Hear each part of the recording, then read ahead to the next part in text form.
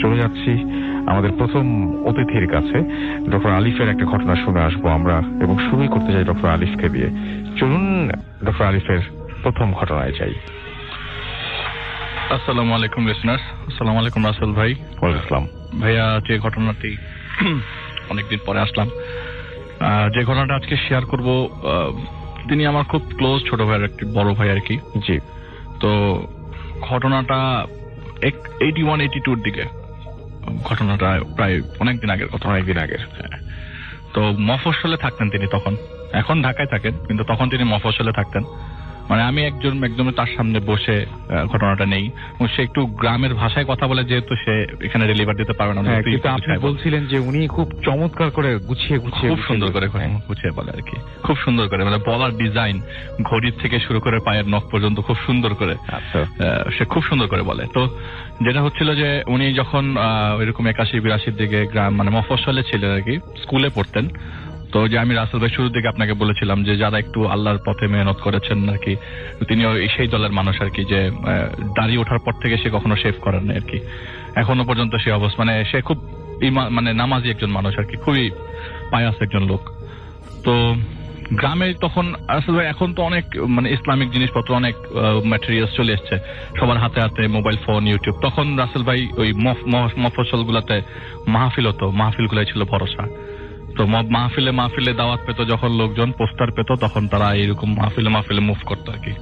তো একটা মাহফিলে একজন পীর আসবেন এরকম কিছু একটা, তো তিনি দাওয়াত পান, পোস্টারে দেখেন, তো তিনি দেখেন যে তার বাড়ি থেকে এটি প্রায় 10 মাইল দূরে মানে যে মাহফিলটা হবে।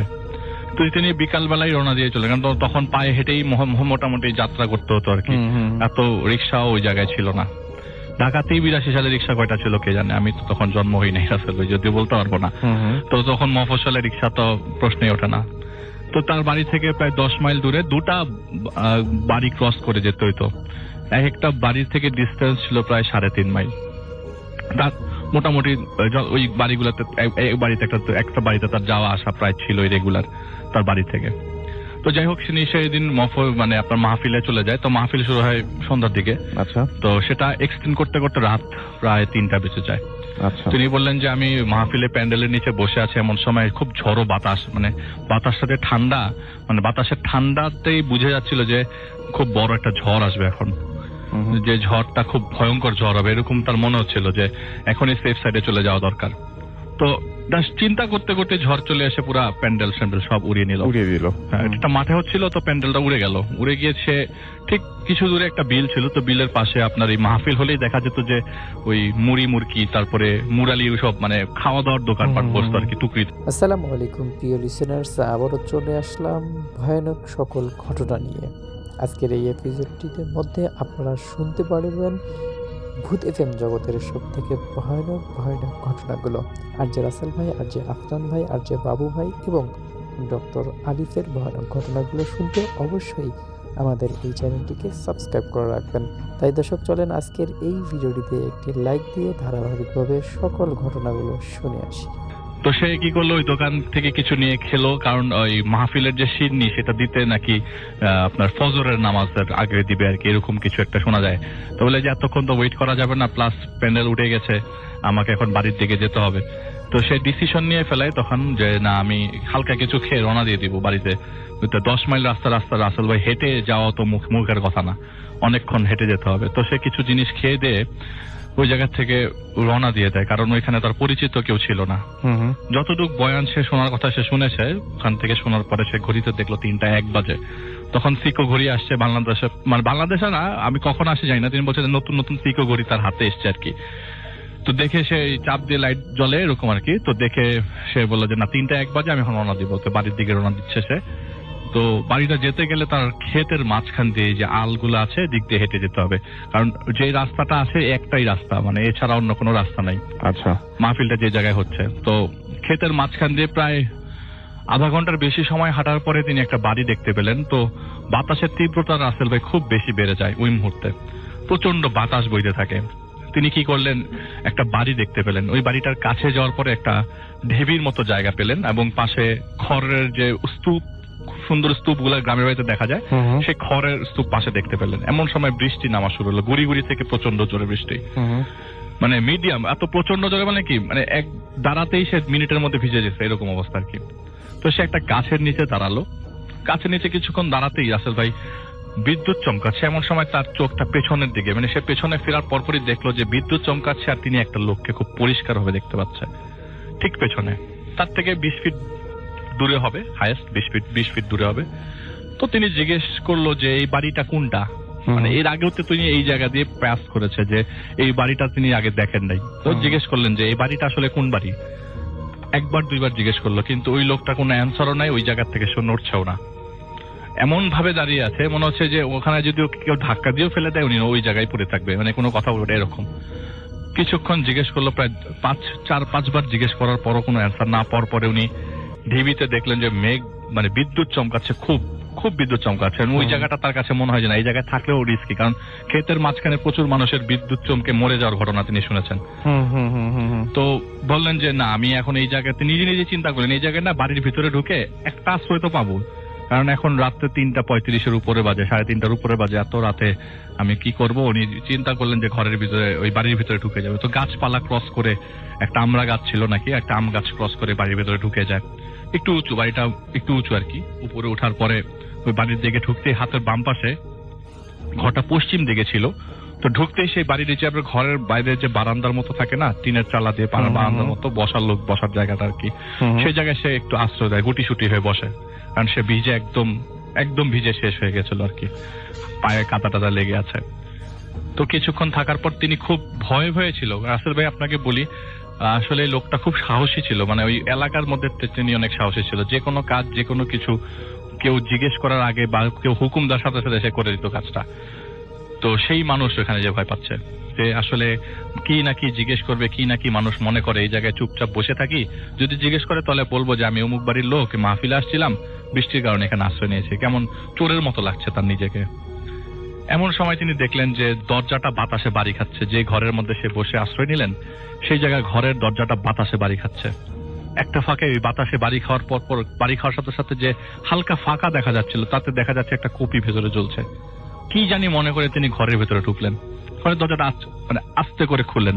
উনি চাচ্ছিলেন যে যেহেতু ঘরের দরজা বাড়ি খাচ্ছে, হয়তোবা ঘরের কেউ নাই অথবা কেউ আছে জানেন না, তাকে জানানো দরকার বা জাগানো দরকার বা কিছু একটা বলা দরকার। তিনি দরজা খুলতেই দেখলেন একটা বডি বেডের উপরে পড়া, একটা চোখের উপরে একটা বডি পড়া, পটকা গন্ধ, এবং বডিটার অর্ধেক আপনার পচে গেছে আর অর্ধেকটা পচে নাই, এরকম একটা বডি দেখা যাচ্ছে এবং হা করে আছে। মনে হচ্ছে যে এটা মানে এটা মৃত বডিটা তো বুঝাই যাচ্ছে। এইটা দেখার পর রাসেল ভাই উনি ওই জায়গায় আর 1 মিনিটও দাঁড়া থাকতে পারেনি। এত বাতাসের মধ্যে কপিটা নিভে নেয় আর ডেড বডিটা পড়ে আছে, সে এক দৌড়ে বাড়ির যায়। বাড়ির আশেপাশে যে ঘরগুলা ছিল সবগুলোতে ঘরে নক করে, একটা ঘরে তালা পায়, বাকি সবগুলা ঘরের দরজা খোলা থাকে, কিন্তু একটা বান্দাও ঘরের ভেতরে পায় না। যে তাহলে এই পুরা বাড়িটা খালি আর এখানে একটা ডেড বডি পড়ে আছে। তিনি ঘর থেকে, ওই বাড়ির থেকেই বেরিয়ে আসেন, যে ঢিবিতে আশ্রয় নিয়েছিল সেই ঢিবির দিকে আবার ব্যাক করেন। আচ্ছা, ব্যাক করার পরে তিনি দেখলেন দূরে যে মানুষটা একটু আগে বিদ্যুৎ চমকাচ্ছিল দেখতে পাচ্ছিলেন, সেই মানুষটা ওখানে দাঁড়িয়ে আছে। ওনাকে আবার জিজ্ঞেস করলো যে কি ভাই, এটা কোন বাড়ি, ভিতরে একটা মানুষ পড়ে আছে, ভিতরে একটা ডেড বডি পড়ে আছে, কিন্তু ওই লোকটা থেকে কোনো ধরনের সাউন্ড পেলেন না আর কি। হাতের ডান দিকে হঠাৎ করে বাচ্চা খেলছে, এরকম একটা শব্দ আসতে থাকলো, বাচ্চারা খেলছে, বাচ্চাদের সাউন্ড কোথা থেকে আসলো, অবাক দৃষ্টি। তখন সে খুব মানে কান্নারত অবস্থা জিজ্ঞেস করতে, এটা কোন বাড়ি, এটা কার বাড়ি, এটা কোন জায়গা, এটা জিজ্ঞেস করতে ওইখান থেকে একটা বাচ্চাদের ভয়েস আসে তার দিকে যে জানি না। এইটা শোনার পর উনি কি করে যে আর যাই হোক, বৃষ্টিতে ভিজি আর যাই হোক, আমি একটা দৌড় দিব। ক্ষেতের আইল দিয়ে রাসেল ভাই খুব দৌড়ানো খুব কষ্ট, চিকন আইলের দিয়ে কতটুকু দৌড়ানো যায়, কষ্ট করে দৌড়াইতে পারে। তারপর বৃষ্টি পড়ছে, আইলগুলো তো আপনার পুরো কাদায় হয়ে আছে, মানে পিছলা। তারপরে তিনি যতটুকু পারলেন দৌড়ে গেলেন। বলে যে এই বাড়ির থেকে আরো 3 মাইল পর আরেকটা বাড়ি আছে, ওই বাড়িতে আবার তার যাওয়া আসা ছিল রেগুলার। ওই বাড়িটার নাম হচ্ছে পাটোয়ারি বাড়ি। তো সে ওই দিকেই মুখ করে, ওই পাটোয়ারি বাড়ির দিকেই মুখ করে সে দৌড় দিল আর কি। প্রায় মনে হচ্ছিল যে 1 মাইল দূর আমি হেঁটে ফেলেছি, মানে দৌড়ালাম, এখন হাঁটা শুরু করলাম, পিছনে বাড়িটা রেখে আসছি। আমি দেখলাম সামনে এই বাড়িটা পাটোয়ারি বাড়ি, আমি চিনে গেছি, মানে সে বলছে যে আমি অনেক দূর সামনে চলে আসছি, এখন আর আমার কোনো রিস্ক নাই। আমি দৌড়াই গিয়া ওই পাটোয়ারি বাড়িতে এক পরিচিত লোক ছিল আর কি, সেই পরিচিত লোকের সাথে দেখা করবে, ঘরে ঢুকবে, তো সে বাড়ির ভিতরে ঢোকার পরে সেই স্ট্রাকচার রাসেল ভাই, একটু আগে যে বাড়িতে সে ঢুকেছিল একই স্ট্রাকচার, সেম স্ট্রাকচার। সে ঘুরে ওই জায়গায় আবার আসছে, আসার পরে সে সেই ঘরটাতেই ঢুকলো, মানে সেই ঘরের সামনেই আসলো যে ঘরের সামনে একটু আগে সে আশ্রয় নিয়েছিল। চলে আরে হায় হায়, আমি তো এত দূর দৌড়ে আসলাম, আমি কি আবারও একই জায়গায় আসলাম? এটা কিভাবে সম্ভব? আমি তো ওই বাড়ি রেখে সামনের দিকে দৌড় দিছি, আমি আবার এখানে কিভাবে আসলাম?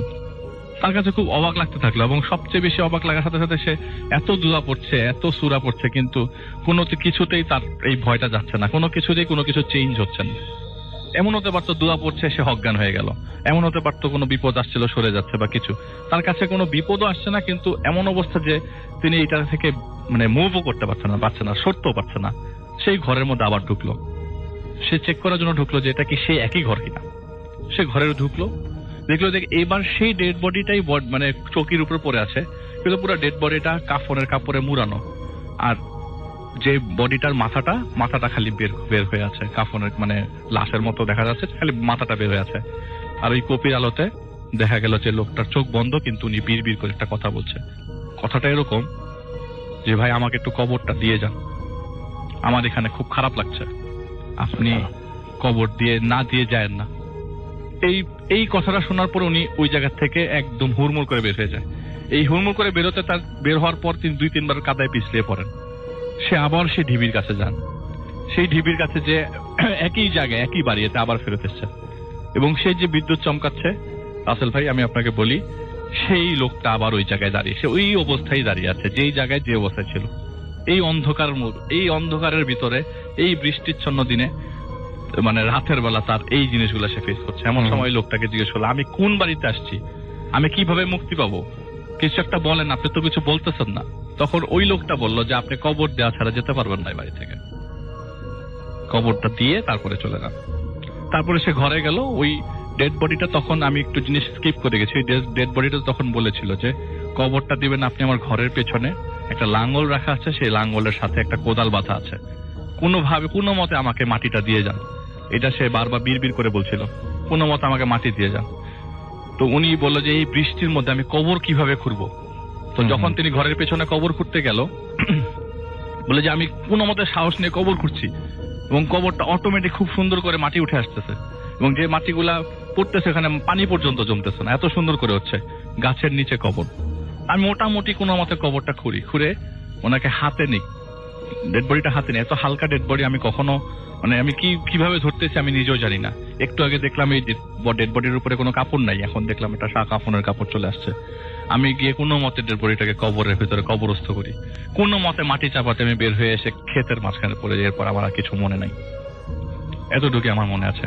সকালবেলা যখন ঘুম ভাঙে, কয়টা বাজে সেটা আমি খেয়াল করি নাই। ওই ক্ষেতের মাঝখানে গত রাতের বৃষ্টির কারণে ক্ষেতের মধ্যে প্রচুর পানি জমেছিল রাসেল ভাই। তো পানিগুলা আপনার যাদের ক্ষেত তারা মনে হয় পানিটা বের করছে আর কি, আইলের পাশ দিয়ে মাঝখান দিয়ে ক্যানেল করা, তো ওই পানিগুলা বের করছে। পানি বের করার জন্য আস্তে করে মাটি কেটে দিচ্ছে যাতে পানিটা বের হয়ে যায়। তো ওই একটা লোক বলছে, কি ব্যাপার ভাই, রাত্রেবেলা কি মট্টত খাইছিলেন কিনা যে আপনি এরকম ভাবে পড়েছিলেন? তো সে কোনো মতে উঠে মাথা ঘোরাতে থাকে, তার শরীরে প্রচন্ড জ্বর এসে যায়। সে জিজ্ঞেস করতে থাকে এখানে যে বাড়িটা ছিল, বাড়িটা কই? উনি ওই বাড়ির থেকে কাছেই একটা ক্ষেতের মাঝখানে অজ্ঞান হয়ে পড়ে। বলে যে কোন বাড়ি, এখানে তো কোনো বাড়িই নাই। মানে বলে যে তাহলে পাটোয়ারি বাড়িটা কত দূরে? বলে পাটোয়ারি বাড়ি থেকে প্রায় 2.5 মাইল দূরে। তিনি যেখানে আছে সেখান থেকে 2.5 মাইল দূরে যে বাড়িটার কথা তিনি বলছিলেন, যে বাড়িটার উদ্দেশ্যে তিনি রাতে রওনা দিয়েছিলেন। সে যে আবার ব্যাক করবে, যে আমি কবরটা দিল, ওখানে খালি ক্ষেত আর ক্ষেত, অনেক ক্ষেত, ধানের ক্ষেত। তুমি বললো যে তাহলে আমি রাত্রেবেলা কোন বাড়িতে ঢুকলাম? এরপর থেকে তিনি কখনো রাসেল ভাই রাত্রেবেলা মাহফিলে মুভ করতেন না। কিন্তু উনি যেটা বললো যে আমার কাছে যেটা মনে হয়েছে যে ওই যে ডেড বডিটা পড়েছিল, আমার কাছে মনে হচ্ছে যে লোকটাকে আমি বারবার বিদ্যুৎ চমকানো অবস্থায় দেখেছি, এটা সেই লোকটারই হয়তো বা ডেড বডি। হয়তো উনি চেয়েছেন যে আমার এখানে কবর হওয়া দরকার, কিন্তু কবর হয়েছে যে কবরটা কোথায়? আমি তো সারাটা বাড়ি, মানে ওই জায়গায় দেখলাম যেখানে নিশ্চিন্ন কোনো বাড়ি ঘর কিচ্ছু নেই। ওই পাটোয়ারি বাড়ি ঠিকই আমি বাড়িতে যাওয়ার পর পেয়েছি, আমাকে একটা লোক এগিয়ে দিয়েছে, পাটোয়ারি বাড়ি আমি ঠিকই পেয়েছি রাসেল ভাই। কিন্তু যে বাড়িতে তার এত রাতের বেলা ওই দিন রাতে এত বড় ইনসিডেন্ট ঘটলো, সেই বাড়িটা আর সেখানে নাই। এটাই ছিল রাসেল ভাই ঘটনা। চমৎকার, থ্যাংক ইউ ভেরি মাচ। প্রিয় লিসেনার্স, এই বাবু ভাইয়ের ঘটনাটি আপনার কাছে কেমন লাগলো অবশ্যই কিন্তু জানাবেন। এখন আমরা চলে যাচ্ছি আমাদের দ্বিতীয় ঘটনায়। চলে যাই আমরা ঘটনায়। আমাদের সঙ্গে আছেন আহমেদ বাবু ভাই, এন্ড তার কাছে ঘটনায় যাব। এই ঘটনাটা হচ্ছে একজনের, তার নামটা আমি বলতে পারবো না, neither the location neither the time, কারণ এটা তার পার্সোনাল একটাই, আমি তার কাছে বলে নিয়েছি যে আমি নো প্রবলেম, শেয়ার করলে সবকিছু গোপন রেখে করবো। ওকে, নো প্রবলেম। যাই হোক, কোন একটা সময় সে আমাকে রিকোয়েস্ট করে যে তাদের বাসায় একটা ফ্ল্যাট আছে এবং সেই ফ্ল্যাটটাতে কেউ ভাড়াটিয়া থাকতে পারে না। আচ্ছা। এবং তারা যে কয়বারই ভাড়া দিয়েছে এবং তারা নিজেরা কিছু বলেনি ভাড়াটিয়াদেরকে যে এখানে কিরকম কিছু ঘটে বা সামথিং লাইক দ্যাট। ভাড়াটিয়ারা নিজের অন্য আশেপাশের যে উপর নিচের ফ্ল্যাটের থেকেও কোনো ইনফরমেশন পায়নি, বাট তারা উঠেছে, দেখা গেছে 2 মাস থেকে তাড়াতাড়ি চলে গেছে।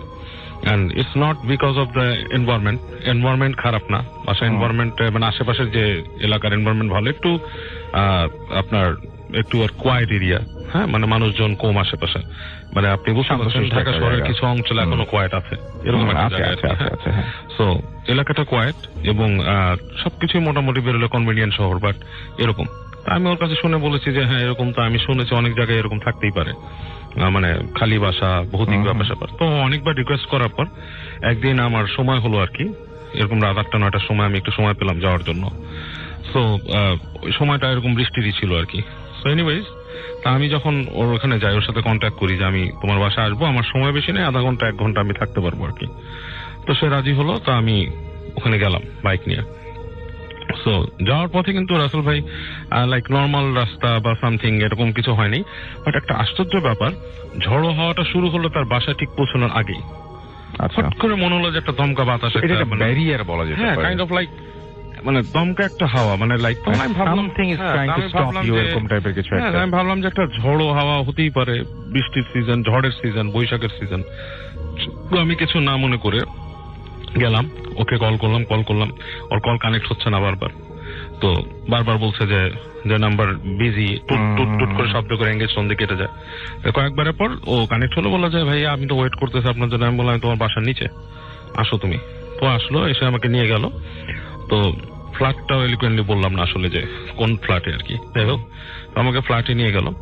তো আমার কাছে না আসল ভাই, আই ডোন্ট নো ইফ আমি আগের থেকে শোনার কারণে কিনা বাসাটা সম্বন্ধে আমার বেশ খারাপ লাগছিল প্রথম। মানে you are not feeling good, সেটা কি আপনার মানে কনসিয়াসলি আপনি মানে কনসিয়াসলি কাইন্ড অফ না, আমি মানে উঠছি কেমন খারাপ লাগছে আমাকে, সিঁড়ি বেয়ে উঠছি, মানে I am not feeling good. বাড়িতে কোনো লিফট নাই, সিঁড়িওয়ালা বাসা, কেমন খারাপ ফিল করা। তা আমি আসলাম একটা ফ্ল্যাট, খুব যখন ফ্ল্যাটটার সামনে দাঁড়ালাম খুব খারাপ ফিল করা শুরু করলাম, মানে কোনো ভালো ফিল না, মানে কেমন যেন একটা অস্বস্তিকর ফিলিং, লাইক না আসলে ভালো হতো, কেন আসছি, ভাল লাগতেছে না, বা টাইম ওয়েস্ট। কিন্তু মানে তখন কি আপনি জাস্ট এই ফিলিং গুলো হচ্ছিল, মানে আপনি কি আপনার মধ্যে ছিলেন নাকি? আমি লাইক আমার মধ্যেই ছিলাম, আমি কনসিয়াসলি নরমালি ছিলাম এবং আমি ফিল করতেছি যে ভাল লাগতেছে না, something like that, you know I shouldn't be here. তো ও বললো যে, এবং আমি ঘামছি, খুব গরম ঘামছি। তো ও বললো যে ভাই আপনি কি ফ্ল্যাটে ঢুকবেন? তো ও দেখলাম যে ও ঢোকার প্রতি, যদিও নিজেদের ফ্ল্যাট, তার নিজের ঢোকার খুব একটা আগ্রহ তার নাই ভেতরে। তারপরও সে ফ্ল্যাটটা খুললো, তালাটা খোলার পর একটা মানে যেমন আপনি একটা বদ্ধ ঘরের মধ্যে ঢুকলে যেরকম একটা ব্যাপার স্যাপার সেরকম তো থাকে, একটা গন্ধ আসতেছে। তো যখন ফ্ল্যাটে ঢুকলাম আসল ভাই, বাইরে কিন্তু গরম। আপনি দেখবেন যে এই বৈশাখ মাসে কিন্তু বেশ গরম থাকে, যেমন আমাদের কয়েকদিন আগে দাবদাহ ছিল, এরকম না হলেও বেশ গরম। কিন্তু রুমটার ভেতরেই কিন্তু বেশ একটা ঠান্ডা একটা পরিবেশ। আচ্ছা, মানে বেশ কোল্ড, মানে আপনার মনে হচ্ছে যে আপনি টেম্পারেচার ফিল করতে পারতেছেন, যে নর্মাল থেকে একটা লাইক এয়ার কন্ডিশন রুমে ঢুকলে যেরকম, সেরকম একটা ডিফারেন্স। তা আমি একটু মানে অবাক হলাম ভিতরে ঢুকে, যে হঠাৎ করে এখান থেকে এয়ার কন্ডিশন নাই, কিচ্ছু নাই, এবং জানলাগুলো যে খুব একটা খোলা তা না, একটা জানলা একটু খোলা ছিল পাশ থেকেই। তা আমি ভিতরে ঢুকলাম, ঢোকার পর বললাম লাইট নেই, বলতেছে না ভাইয়া সরি লাইট নেই, আপনি বসেন আমি চার্জ লাইট নিয়ে আসি, আর আপনি তো আসছেনই এক্সপিরিয়েন্স করতে। তো আমার তখন একটা জিনিস নর্মাল কিন্তু না, মানে এবং আমার কিন্তু তখন একটা সন্দেহ হয়েছে রাসেল ভাই, যে এটা হতে পারে একটা প্রি প্ল্যান কিছু, আমাকে ভয় দেখানো বা এরকম অনেক কিন্তু দু একজন মানুষ আমাকে ভয় দেখানোর চেষ্টা করছে। তা আমি ওইটা মনে করে নিয়ে মনে মনে হাসলাম, বললাম যাও তুমি লাইট নিয়ে আসো, আমি আছি এখানে, চার্জার নিয়ে আসো। তা আমি ঢুকলাম। তো ঢোকার পর আমি যেটা করছি রাসেল ভাই, ভেতরে ঢুকে দরজাটা ভেতর থেকে বন্ধ করে দিছি। সো দেয়ার টু রিজনস, যে একটা যে দরজাটা খোলা রাখি, অনেক সময় কেউ ভয় দেখানোর চেষ্টা করলে চালাকি করে কেউ ভিতরে ঢুকতে পারে। হ্যাঁ, আরেকটা জিনিস হচ্ছে কেউ যাতে বেরোয় যেতে না পারে। হ্যাঁ, এই দুইটা জিনিস আমি মানে মনিটর করার জন্য আমি দরজাটা লাগাই দিছি। আমি মোবাইলের যে ফ্ল্যাশ লাইট ওটা জ্বালাইছি, জ্বালা আমি হেঁটে হেঁটে আস্তে আস্তে করে পাশের রুমটা গেছি, দেখতেছি কি কি আছে। আচ্ছা, এবং আমি খুব কনসাসলি চেষ্টা করতেছি যে কেউ লুকা আছে কিনা বাসার মধ্যে ভয় দেখানোর জন্য এরকম। আমি কিন্তু আলটিমেটলি ওদের যে 2টা বেডরুম, 2টা বাথরুম, বারান্দা সব জায়গায় গেছি রাসেল ভাই, এবং আমার লাইট মেরে কিছু কাউকে পাইনি। মানে ইটস লাইক এমটি হাউস। কিন্তু ব্যাপারটা হচ্ছে রাসেল ভাই, যখন এটা এখন আমার গুজবাম্প হয়, আমি যখন বাথরুমের দরজা খুলতেছি তখন আমার কেন জানি মনে হচ্ছিল ভেতরে কেউ আছে। এখন এটা এমন হতে পারে যে আমার নিজের ভেতরের ফিলিংস, একটা এমটি বাড়ি, এটা সম্বন্ধে কথা শুনছি, I don't know, but I felt like there is something. উনি কি একাই থাকেন এরকম কিছু না, মানে আরো ফ্যামিলি মেম্বার? পুরো ফ্যামিলি আছে উপরে ফ্ল্যাটে। আচ্ছা, ওকে, তাদের নিজের বাড়ি আর কি। মানে আপনি ফিল করছিলেন যে মানে কেউ নাই, এমটি হাউস এরকম কিছু, কিন্তু বাড়িটা কিন্তু একটা মানে এমনি বাসা, সেখানে মানুষ বুঝতে পেরেছি। ফ্ল্যাটে। তো ওই ফ্ল্যাটটাতে অ্যাবান্ডেন্ট কোনো কিছু না, ওই ফ্ল্যাটটাতে কোনো কারণে মানে ভৌতিক কিছু কার্যকলাপ হয়, এবং এটা আমি বলবো আপনাকে পরে যে কি হয়। সো আমি যখন দেখলাম যে আমার মনে হচ্ছে যে বাথরুমের মধ্যে কেউ আছে এরকম মনে হচ্ছিল, খুললাম দেখি কেউ নাই, জাস্ট লাইক নর্মাল থিং। তা আমি আবার পুরো বাসাটাকে চেক ইন করে আমি আপনার ওই ড্রয়িং রুমে এসে দাঁড়ালাম ওখানে। ও কিন্তু তখনও আসছে না। এর মধ্যে আমার কাছে মনে হলো পাশের রুমে খস খস খস খস শব্দ হচ্ছে, মানে it's like somebody is in their. আমি খুব দ্রুত পাশের রুমে গেলাম, দেখলাম যে কেউ নাই এখানে। মনে হলো তারপরে যে আপনার যে সিঁড়ি ঘরে যে মানে যেখান থেকে আসার কথা ওখানে কেউ আসতেছে সিঁড়িতে। তা আমি ভাবলাম যে ও আসতেছে লাইট নিয়ে। সো অবভিয়াসলি আমি দরজার কাছে আসলাম, এসে আমি দাঁড়ায় আছি। তো মনে হচ্ছে সিঁড়ি দিয়ে কেউ উঠলো, উঠে ঠিক ওই যে ল্যান্ডিং এ আসলো, কিন্তু দরজা আর নক হচ্ছে না। তা আমি ওখানে পিপল ছিল, পিপল দিয়ে তাকালাম, আবছা অন্ধকার, কেন সামনেও লাইট নেই, কাউকে দেখা যাচ্ছে না। It's like nobody is in their. কিন্তু আমি স্পষ্ট শুনছি সিঁড়ি দিয়ে কেউ নামছে। আমি ভাবলাম যে মোস্ট প্রবাবলি হয়তো আমি ভুল শুনছি বা কিছু। একটু পর আবার শব্দ হলো, ও আসলো, ও এসে লাইটটা দিল, লাইট নিয়ে ঢুকলো, একটা চার্জার লাইট, এলইডি লাইট। এদিকে বললো যে আপনি কি আপনার সাথে থাকবো? বলছে না, তুমি চলে যাও, আমি কিছুক্ষণ থাকি, আমি বেশিক্ষণ থাকতে পারবো না, আমি চলে যাবো।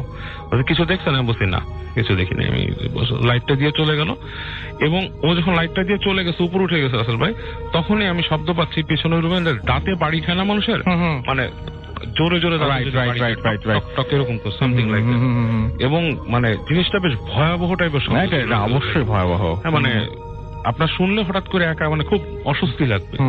এবং আমি কিছুক্ষণ ফ্রিজ হয়েছিলাম দরজার সামনে। তারপর আমি তাড়াতাড়ি হেঁটে ওই যেখান থেকে আসছে শব্দটা ওখানে গেছে। আচ্ছা, ওখানে গিয়ে দেখি রুমের মধ্যে কিচ্ছু নাই, কিন্তু ওইখান থেকে ওই রুম থেকে কিন্তু দাঁতে বাড়ি খাওয়ার স্পষ্ট হচ্ছিল, শব্দ হচ্ছিল। এন্ড রাইট অ্যাওয়ে তখন হলো কি, ধুম করে ওই যে মেন যে দরজাটা, ওখানে কেউ কিল মারলো, একটা ধাক্কা দিল জোরে। আমি সাথে সাথে আসছি বাইরে, এসে গেটের সামনে আসলাম, মানে ওই যে পিপল দিয়ে তাকাচ্ছি, কেউ নাই। আমি দরজাটা খুলে ফেলছি। আবার খুলে ফেলার পরে দেখলাম যে বাইরে মানে ঝড় শুরু হয়েছে, বাতাস শুরু হয়েছে, লাইক ঝড় হচ্ছে বাইরে। কিন্তু রাসেল ভাই ওখানে কিন্তু এমন একটা স্টেয়ার কেস, ওইখানে কোনো কিছু উড়ে এসে বাড়ি খাবে এরকম কিচ্ছু নাই, কিছু নাই। আচ্ছা, nothing is there that could make the sound, এরকম করে হয়েছে। তারপর আমি দাঁড়ায় থাকলাম গেটের কাছে কিছুক্ষণ, কাজ আমি অলরেডি একটু অস্বস্তি ফিল করা শুরু করছি, কাজ আমি একলা এবং ঝড় হচ্ছে বাইরে, এবং I was not feeling good either. তো একটু পরে দেখি ও নেমে আসছে, আবার এসে বলতেছে যে কি ভাইয়া কিছু হয়েছে? ঝড় বৃষ্টি হচ্ছে, আপনি যাবেন কিভাবে, এখানে একা একা থাকবেন? বা মানে ও জিনিসটা আমি বললাম যে আমি একটু আগে একটা জিনিস হয়েছে, তোমার এখানে কে যেন নক করছে ধুম করে। তো বলতেছে ভাইয়া this is one of the problem. আচ্ছা, যে এই বাসাটায় প্রায় এরকম নক হয়, নট নেসেসারিলি এখন ঝড় হয়েছে এরকম না, এরকম নক হয়। এবং ওদের বাসার যে ওই যে কাজের মেয়ে থাকতো, এই কাজের মেয়ে প্রায় ধরে যেত, তার মৃগির মতো, তার ছিল না, তার কোনো সিজার ছিল না, বাট তার দাঁতে দাঁত লেগে পড়ে যেত ওখানে। আচ্ছা, এবং প্রায় মানুষ শুনতো ওখানে কেউ তাতে বাড়ি খাচ্ছে এরকম শব্দ হয়। তারপরে শব্দ পেত যে কোনো বাচ্চা যদি মানে দৌড় দিয়ে যায়, হামাগুড়ি দেয়, এরকম শব্দ হয় ফ্ল্যাটটার ভিতরে। আচ্ছা, আমি বললাম যে ইজ দেয়ার এনি রিজন যে তোমাদের এখানে কোনো কিছু অতীতের ঘটনা ঘটছে কিনা? ফ্ল্যাটটা দেখে তো মনে হচ্ছে না খুব বেশি পুরানো। তো বলতেছে না যে ফ্ল্যাটটা খুব বেশি দিনের পুরনো, বাট এই ফ্ল্যাটে এই সমস্যাগুলো শুরু হয়েছে আমাদের এখানে একজন জ্যোতিষ থাকতো। আচ্ছা, এই জ্যোতিষ এখানে আসার পর থেকেই উনি যখন চলে গেল, ওনার সাথে ভাড়া নিয়ে একটু গন্ডগোল হয়েছিল বলে, উনি চলে যাওয়ার পর থেকে এই ধরনের শব্দগুলা এখানে আপনার আমাদের এখানে হয়, এই ধরনের প্রবলেম গুলো হয়। তো উনি মোস্ট প্রবাবলি এরকম কিছু চিকিৎসা করতেন আর কি, এই যে মানুষ পজেসড মানুষ টানুষের এগুলা। তা আমি বললাম যে দেখো, আমি তো যা বুঝলাম তোমাদের এখানে হয়তো কিছু থাকতে পারে, so what you do is like তোমরা কোনো একজন ভালো মানে ধর্মীয় ইমাম টিমাম এনে বাসাটাকে বন্ধ করে দাও। বলছে যে এরকম আসলে সবাই তো ধরে না ভাড়া দেয়, এবং আমার বাসার মানুষরা এত বেশি কনসাস না এই ব্যাপারে, বাট এই প্রবলেম গুলো হয় ভাড়াটিয়ারা যে থাকে না এটাই কিন্তু কারণ, এবং তারা কিন্তু বলে না ভাড়াটিয়ারা এসে যে এখানে ভৌতিক প্রবলেম হচ্ছে, ঠিক আছে। আর ওর যেহেতু এটা একটা সোর্স অফ ইনকাম, এই কারণে আমি এইসব ব্যাপারগুলো আরো একটু এড়াই গেলাম আর কি, সব ব্যাপারগুলো। আসল ভাই, okay, thank you very much. Listeners, Babu ভাইয়ের এই ঘটনাটি আপনাদের কাছে কেমন লাগলো অবশ্যই কিন্তু জানাবেন। এখন আমরা চলে যাচ্ছি আমাদের তৃতীয় ঘটনায়। তো আমরা চলে যাচ্ছি আমাদের পরের অতিথির কাছে। আপনার নামটা প্লিজ একটু বলবেন এবং তারপরে আপনার ঘটনা শুনবো আমরা। আসসালামু আলাইকুম লিসেনার্স, আমি সাদ্দাম খন্দকার, আমি এসেছি উত্তরা থেকে। জি, আমি লিসেনারদের কাছে একটু সরি বলে নিচ্ছি, বিকজ আমি খুবই সিক, হয়তোবা অনেক কাশি হয়েছে, হয়তোবা অনেক। ঠিক আছে, আমরা ঘটনায় চলে যাই প্লিজ। ওকে, তো এটা হচ্ছে আমার গ্রামের বাড়িতে, সেটা হচ্ছে রাজবাড়ি বালিয়াকান্দিতে। আমার টিচারের একটা স্টোরি, এটা আমাকে বলেছেন আমার এক ফ্রেন্ড, যার নাম হচ্ছে। তো আমি স্টোরিতে চলে যাচ্ছি। আমার টিচারটা ছিলেন হচ্ছে মানে প্রায় এটা 22 কিংবা 23 বছর আগের স্টোরিটা। তো আমার ওই টিচারটা, উনি তখন মানে খুব বাহিরে চলাফেরার অভ্যাসটা ওনার ছিল। তো উনি রাতে চলাফেরাটা একটু বেশি করতেন। তো প্রতিদিনের মতো উনি সেদিনও যান বালিয়াকান্দি নামক ওই আমাদের ওই বাজারটাতে। তো ওখানে যাবার পর উনি হচ্ছে প্রায় রাত তখন 2টো হবে এরকম একটা টাইমে উনি ব্যাক করেন ওনার ফ্রেন্ডদের সঙ্গে আড্ডা দিয়ে।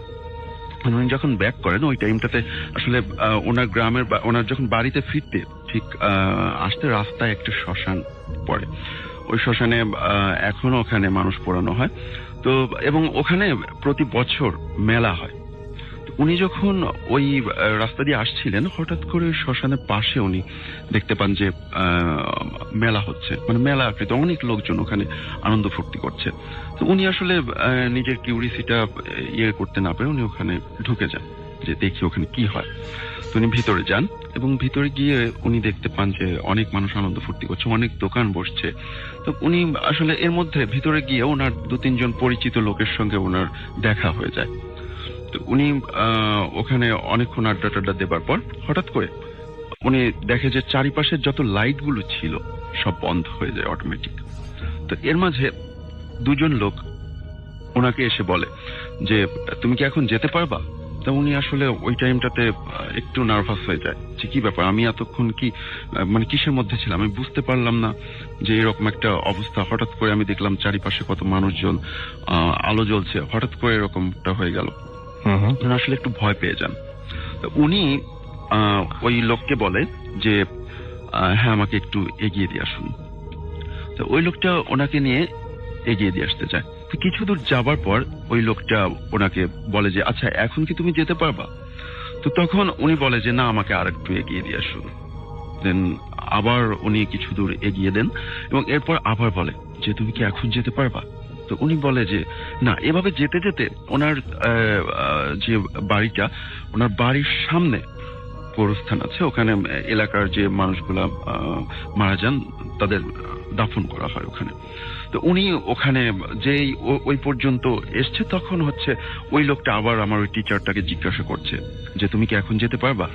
তখন আমার টিচার বলছে যে না প্লিজ এত দূর যেহেতু এসছেন আর একটু আসেন। তখন ওই লোকটা বলছে যে না আমি তো আর যেতে পারবো না। তখন ওই টিচার উনি অ্যাকচুয়ালি দৌড়ে গিয়ে ওনাকে চাপটে ধরে যে না প্লিজ আমাকে আরেকটু দিয়ে আসুন। তো তখন উনি যেটা দেখতে পান আলোতে, হালকা ঝাপসা জ্যোৎস্নার আলোতে যেটা দেখতে পান সেটা হচ্ছে যে ওনার মুখে কোনো মাংস নেই, মানে কঙ্কালের আকৃতি পুরোটা। তো উনি ওই টাইমটাতে ভয় পেয়ে যান, বাট ওনাকে বুঝতে দেন না। আমি আগেই বলেছি উনি খুবই সাহসী ছিলেন। তো উনি ওনাকে বুঝতে না দিয়ে উনি বলে যে প্লিজ আমাকে দিয়ে আসুন আর একটু, আমি তো চলে এসেছি প্রায়। এভাবে যেতে যেতে ওনার যখন বারান্দা পর্যন্ত, মানে ওনার বাড়ির ভেতরে বারান্দা পর্যন্ত এসছে, তখন ওই লোকটা বলছে যে আচ্ছা এখন কি তুমি যেতে পারবা? তখন বলছে একটু দাঁড়ান আর একটু আসুন। তখন উনি ওনার রুমে ঢুকে যায়। ওনার রুমে ঢুকে দরজাটা লক করে বলতেছে যে হ্যাঁ আপনি এখন চলে যান, আমি এখন যেতে পারবো, আমার এখন আর কোনো প্রবলেম হবে না, আপনি এখন চলে যান। তো এইটা শুনবার পর ওই লোকটা বাহিরে থেকে বলছে যে তুই খুব বুদ্ধিমান, যার কারণে তুই বেঁচে গেলি আজকে। তা না হলে তুই যদি এই বারান্দা থেকেও বলতি যে না আমি যেতে পারবো, আপনি চলে যান, আমি এখানেই তোকে পুঁতে দিতাম। তো এই ছিল আমার story, first story. Thank you very much, আপনাকে অনেক অনেক ধন্যবাদ। তো প্রিয় লিসেনার্স, বাবু ভাইয়ের এই ঘটনাটি আপনাদের কাছে কেমন লাগলো অবশ্যই কিন্তু জানাবেন। এখন আমরা চলে যাচ্ছি আমাদের চতুর্থ ঘটনায়, আর আমি আশা করছি এই ঘটনাটি আপনাদের কাছে অবশ্যই ভালো লাগবে। একটু আগে আপনি ঘটনা বলেছেন, আপনার নামটা আরেকবার বলবেন যেহেতু আমাদের এখানে দেখা যায় আমি না। প্রফেসর রেজাউল করিম জি। রতন, প্রিন্সিপাল মোহাম্মদপুর সরকারি কলেজ। ওকে, আমরা চলে যাই ঘটনায়। আচ্ছা, লিসেনার্স যারা শ্রোতা আছেন তাদেরকে ধন্যবাদ জানাচ্ছি, এবং এত রাত্রে কষ্ট করে ধৈর্য সহকারে আমার কথা শুনছেন, সেজন্য আমি নিজেও খুব কি বলে ফিল করছি, গর্ববোধ করছি। যাক, আমি পরের ঘটনাটা যেটা বলতো সেটাও আমার দাদির মুখে শোনা। ওই 71-এ মুক্তিযুদ্ধের সময় আমার দাদি আমাদের খুব গল্পগুলি বলতেন, এবং সেই গল্পগুলি প্রকৃত অর্থই সত্য আমরা পরে জানতে পেরেছি আরো পরে। সেটা আমাদের ঠিক পার্শ্ববর্তী গ্রামেই ঘটনাটা। আমাদের গ্রামের বাড়ি হচ্ছে মাদারীপুর শিবচর জেলার চরবাজামারা গ্রামে, এবং এর পার্শ্ববর্তী গ্রামটার নাম হলো পাঁচচর। তো এইখানে একটা বাড়ি আছে, সেই বাড়িটির নাম হচ্ছে ভূতের বাড়ি। তো দাদি আমাদেরকে যে ঘটনাটা বললেন সে ঘটনাটা সত্য বলে প্রতীয়মান। বিষয়টি হচ্ছে ওই গ্রামে এক বয়স্ক মহিলা থাকতেন, তার দুটো ছেলে। একটা ছেলের বয়স ছিল 30-32, আরেকটি ছেলের বয়স ছিল 20-22। তো তারা দুইজনে একদিন দুই ভাই মিলে রাতের বেলা মাছ মারতে গিয়েছে। পাশে নদী ছিল, নদীতে, এটা আমাদের ওইখানে সবাই যায় বা একটা নর্মাল প্র্যাকটিস, রাতের বেলায় মাছ ধরতে যাওয়া। তো দুই ভাই মিলে মাছ মার গিয়েছে। বড় ভাই নৌকায় যাচ্ছেন আর কি, দুই ভাই নৌকাতে, সাথে জাল আছেন। বড় ভাই নৌকা বাইতেছেন আর ছোট ভাই জাল দিয়ে মানে বিভিন্ন জায়গায় মাছের জন্য জাল ফেলছেন। তো হঠাৎ করে একটু আধারি আধারি ভাব, এর মধ্যে দেখলো যে হঠাৎ করে ছপাত করে একটা শব্দ হলো। বড় ভাই দেখলেন যে কিছু বোঝার আগেই একটা মানে কি বলে তার ছোট ভাইয়ের আদলেই আরেকটা লোক নৌকার সামনে উঠে ওই জালটা ধরে মানে তার দিকে তাকিয়ে আছে। যখন তাকিয়ে আছে তখনই উনি বুঝতে পেরেছেন যে ঘটনা কি সেটা হয়েছে, কারণ উনি কিছু জানতেন। আচ্ছা, মানে ওই বড় ভাই এই ধরনের মানে কি বলে যেহেতু রাতে মাছ ধরেন, এবং উনি কিছু বিষয় তার মায়ের কাছ থেকে বা তাদের পূর্বপুরুষের কাছ থেকে উনি শিখে রেখেছিলেন। তো উনি সাথে সাথে তার সাথে যে গামছাটা ছিল কোমরে, সেই গামছাটা বের করে নৌকাতে অনেক সময় ওই যে মাছ টাছ ধরতে গেলে চাল টালও নিয়ে যেত, বেশি না, অল্প 1 কেজি 1.5 কেজি চাল এরকম কোথাও কিছু একটা ছিল। উনি সাথে সাথে কয়েকটা চাল কিছু মন্ত্রতন্ত্র পড়ে গামছার এক কোনায় বেঁধে ফেলে দিচ্ছেন। যেই বেঁধে ফেলেছেন তখন ওই যে ছোট ভাইকে যে ফেলে দিয়ে যে জিন বা ভূত যে নৌকাতে উঠেছে সে তখন নার্ভাস হয়ে গেছে। নার্ভাস হয়ে বলে যে তুই আমাকে ছেড়ে দে। তখন বড় ভাই বলছেন যে আমি তোমাকে ছাড়তে পারবো না, কারণ মাকে আমি কোনো জবাব দিতে পারবো না, কারণ তুমি আমার ভাইটাকে শেষ করে দিয়েছো। তো এটা বলার পরে বলছে তুই আমাকে ছাড়বি না? বললো না, আমি ছাড়বো না। বলছে আজকে আর মাছ পাইবো না, চলো বাড়িতে চলে যাই। চলে গেছে, গিয়ে তার মাকে ইয়েতে করে মা জেগে উঠেছে, ভাইদেরকে রিসিভ করেছে, 2 ভাইকে রিসিভ করেছে, থাকা খাওয়ার ব্যবস্থা আগেই মা রেডি ছিল যে ওরা রাত্রে আসবে, ভোর রাত্রে মাছ মেরে চলে আসবে। কিন্তু অন্যদিনের চেয়ে আজকে একটু তাড়াতাড়ি চলে আসছে। মা জিজ্ঞাসা করছে যে কি ব্যাপার, আজকে তো তাড়াতাড়ি চলে আসলা, তো চলে আসলি কি ব্যাপার? বললো না, শরীর ভালো লাগছে না, তাছাড়া মাছ পাওয়া যাচ্ছে না, চলে আসছে। বড় ভাই জবাব দিল। ছোট ভাই কোনো কথা বলছে না যে অ্যাকচুয়ালি ওই ভূতের বেশ ধরে যে এসে এখন যেতে পারছে, যাকে আটকে ফেলেছে। জি। তো এটা হওয়ার পরে ও ছোট ভাই রুমে চলে গেছে বা ঘরের ভিতরে চলে গেছে। বড় ভাই তার মাকে একান্তে ডেকে বলেছে, মা আমি তোমাকে এই গামছাটা দিলাম, এইটা কোনোদিন কোথায় রেখেছো এটা ওকে বলবা না, এবং ও যদি কোনোদিন গামছাটা চায় তখন কোনো অবস্থাতে গামছাটা ওকে দিবা না। আচ্ছা, এরপরে যেটা হলো সেটা হলো দিন যায়, মাসে যায়, ছোট ভাইকে বিয়ে করানো হয়েছে, তার ঘরে সন্তানাদিও আসছে। এর হঠাৎ প্রায় 20-25 বছর পার হয়ে গেছে। এর মধ্যে বড় ভাই একদিন বিশেষ কাজে বাড়ির বাইরে 3-4 দিনের জন্য গিয়েছে। কিন্তু এই সুযোগে ছোট ভাই করেছে কি, তার মায়ের কাছে এসে বলল যে মা আমাকে না ওই গামছাটা একটু দাও তো, আমি আজকে একটু মাছ মারতে যাব, ওই গামছাটা লাগবে। মিয়া ভাই তো নাই, তো মিয়া ভাইকে ছাড়া যেহেতু মাছ মারতে যাচ্ছে ওই গামছাটা আমার একটু লাগবে। তো মা দেখছে যে 20-25 বছর হয়ে গেছে, ও সন্তানাদি আছে, ও দুনিয়ার অত কিছু খেয়াল করে নাই, না করে গামছাটা দিয়ে দিয়েছে। যেই গামছাটা দিয়ে দিয়েছে সেই গামছাটা নিয়ে বাড়ি থেকে সে বের হয়ে গেছে, আর তার কোনো খোঁজ নাই। 3 দিন পরে তার বড় ভাই ফেরত আসছে, এসে মা ফেরত আসার পরপরই মা আগেই গিয়ে বলেছে যে শোন, এই যে তোর ছোট ভাই যে এই যে চলে গেছে, আর তো কোনো খবর পাচ্ছি না। বললো যে কিভাবে গেছে? বললো যে আমাকে এরকম বললো গামছাটা দিতে, মাছ ধরতে যাবে, যেহেতু তুই বাড়িতে নেই এই জন্য গামছাটা থাকলে ওর জন্য সুবিধা হয়। তো বললো যে মা, তখন বড় ভাই চিৎকার দিয়ে ওঠে, বললো যে মা তুমি কি করেছে, তো সর্বনাশ করে ফেলছো। বললো যে কেন? তখন সবিস্তারে সব ঘটনা খুলে বললো যে ওই দিন ওইভাবে আমরা মাছ মারতে যাই, ছোট ভাইকে নদীতে ফেলে দিয়ে ভূত বা জিন যাই হোক, সে ওই ছোট ভাইয়ের বেশ ধরে আমাকে কি বলে মারতে আসার আগে আমি ওকে বুঝে ফেলি এবং ওকে আমি আটকে ফেলি, এবং তোমাকে আমি সেই গামছাটা রাখতে দিই, এবং এই ঘটনা। তারপরে যাক, এটা সবাই এটা নিয়ে বাড়িতে কান্নাকাটি, অনেক হইচই, অনেক কিছু। পরবর্তীতে যেটা আমরা আমার দাদির মুখে শুনলাম, দাদিকে বললাম যে দাদি ওই ভূতের বাচ্চা টাচ্চা গুলি কোথায় আছে? বললো ওরা ওইভাবেই আছে, ওইভাবে বড় হয়েছে, ওদেরকে সবাই ভূতের বাচ্চা বলে। এবং তার ছোট ভাই বিয়ে করার পরে তাদের 2টা ছেলে সন্তান হয়েছিল, তো তাদেরকে সবাই ভূতের ছেলে হিসাবে জানে। এবং তার মিসেসও অনেকদিন বেঁচে ছিল, তাদেরকেও ভূতের মিসেস বলতো, এবং ওটা নামই হয়ে গিয়েছিল যে ভূতের বাড়ি। আচ্ছা, এখনো সেই বাড়িটি আছে। সবচেয়ে মজার বিষয় হচ্ছে যে বাড়িটি এখনো আছে, ভূতের বাড়ি। আচ্ছা, আমাদের পার্শ্ববর্তী গ্রাম নাম পাঁচচর, শিবচর উপজেলায়, ওটা ভূতের বাড়ি হিসাবে সবাই জানে। যদিও ঘটনাটি প্রায় আজ থেকে 80-90 বছর আগের ঘটনা, কিন্তু বংশ পরম্পরায় তাদেরকে সবাই ভূতের বাড়ি হিসাবে বলে। আমি হচ্ছে এই ধরনের অতি প্রাকৃত ঘটনা তখন ছোটবেলায় তো খুব ভালো লাগতো, দাদির মুখে শুনতাম। পরবর্তীতে যখন আমরা নিজেরা বড় হলাম এবং অনেক কিছু ধর্মীয় রীতিনীতি চর্চা করলাম, যেটাতে আমরা একটা বিষয় উপলব্ধি করতে পারি যে জিন আছে, বা যেটার মধ্যে ভালো মন্দ, যেটা খারাপ সেটাই শয়তানের রূপ ধারণ করে বা মানুষের ক্ষতি করে, আর যেটা ভালো সেটা তারা বিভিন্ন মসজিদে বা সে মাদ্রাসায় থাকে এবং মানুষের ক্ষতি করে না। ওকে, থ্যাংক ইউ সো মাচ। তো দর্শক, আমাদের এই ঘটনাটি আপনাদের কাছে কেমন লাগলো অবশ্যই কিন্তু জানিয়ে যাবেন। এখন আমরা চলে যাচ্ছি আমাদের 5ম ঘটনায়। আশা করছি এই ঘটনাটি আপনাদের কাছে ভালো লাগবে, কারণ এটা একটি গ্রামের ঘটনা। আমরা শুনি আপনার যে দুষ্টু জিনে যে ঘটনাটা আমরা একটু ভিডিও করলাম, সেটা আমরা একটু শুনি। জি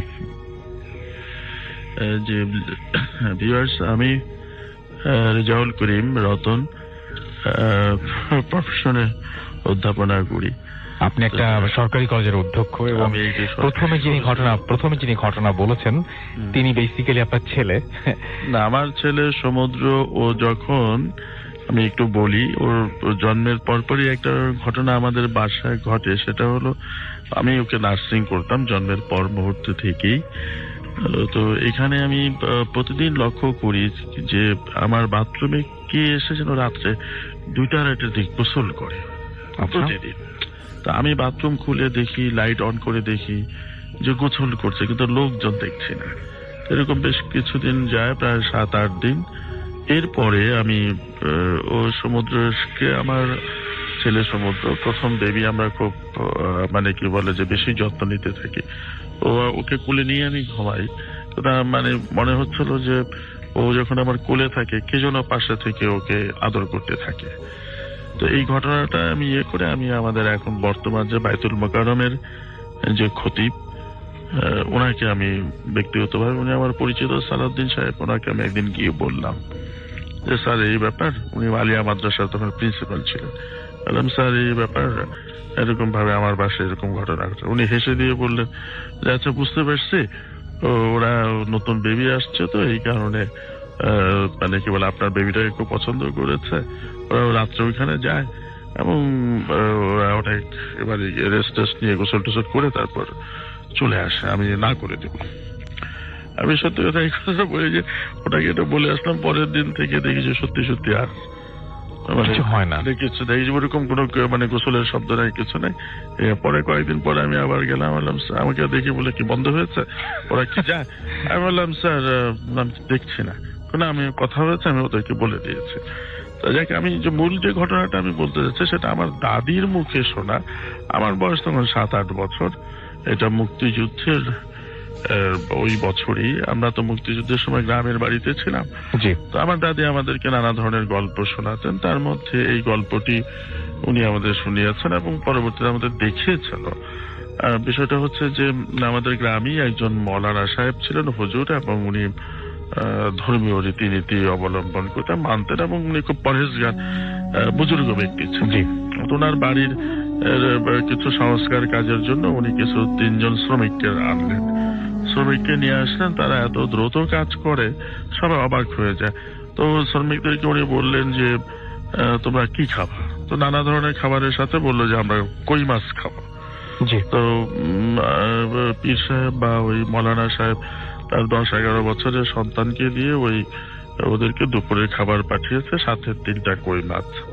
তো কই মাছে নদীর মানে নিজের পুকুরের কই মাছ ভেজে দিয়েছেন, গরম ভাজা, এবং বাড়ির ভেতর থেকে বাইরে নিয়ে আসতে যে সময়টুকু লাগে, সময় ওই বাচ্চা ছেলেটার হয়তো মানে কি বলে যে মাছের ঘ্রাণেতে আকৃষ্ট হয়েছে, একটা মাছের মাথা খেয়ে ফেলেছে। তো শ্রমিকদের মধ্যে থেকে একজন হঠাৎ করে বলে ফেলেছে, মানে মাছ ক্রুদ্ধ হয়ে গেছে, ওই 3টা মাছের মধ্যে 2টা মাছের মাথা আছে, একটা মাছের মাথা নাই।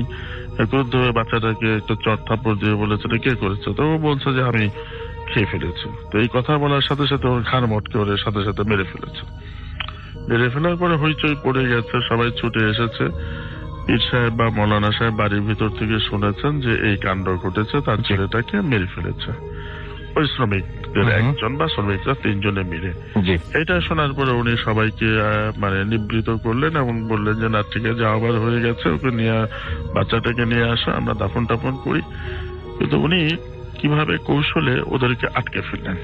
আচ্ছা। আটকে ফেললেন এইভাবে যে ওরা আর বাড়ির বাইরে বা ওই সীমানার বাইরে যেতে পারছে না ওই 3 জন শ্রমিক। কিন্তু উনি কিন্তু কাউকেই বলেন না যে 3 জন শ্রমিক ছিলেন জিন। এখানে একটু বলা আবশ্যক যে ওই মৌলানা সাহেব জিনদেরকে লালন পালন করতেন, এটা সবাই জানতেন যে উনি জিনের সাথে ওনার একটা ওঠা বসা আছে। আচ্ছা। তো বাচ্চাটাকে দাফন টাফন করার পরে ওই শ্রমিক 3 জনই মৌলানা সাহেবের কাছে গিয়ে বলছে যে আমাদেরকে ছেড়ে দেন, আমরা চলে যাবো। বলছে হ্যাঁ তোদেরকে আমি ছেড়ে দেবো, রাখতো না। তো সন্ধ্যার পর হয়ে গেছে, উনি রাতের বেলায় তাদেরকে ওনার হয়তো অনেক কিছু উনি জানতেন বা কিভাবে তাদেরকে হাসিল করতে হয় এটাও জানতেন, কিভাবে ব্যাক করতে হয় ফেরত দিতেও জানতেন। তাদেরকে খুব কৌশলে বা ওই পদ্ধতিতে তাদেরকে সকালবেলা উঠে দিল যে 3টা তাল গাছ বাড়ির সামনে মানে রাতারাতি ব্যাপারটা ঘটেছে।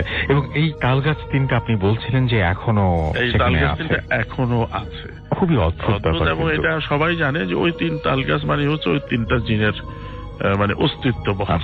আপনার কাছে আরো একটা ইন্টারেস্টিং ঘটনা আছে, সেটা আমরা ফিরে আসবো, তার একটু বাবু ভাইয়ের কাছে আরো একবার যাই এবং একটা ছোট্ট ঘটনা শুনে আসি। তারপরে আমাদের হাতে খুব কম সময়, ঘটনা অনেক বেশি, সো আমরা দেরি না করে ঘটনায় চলে যাই।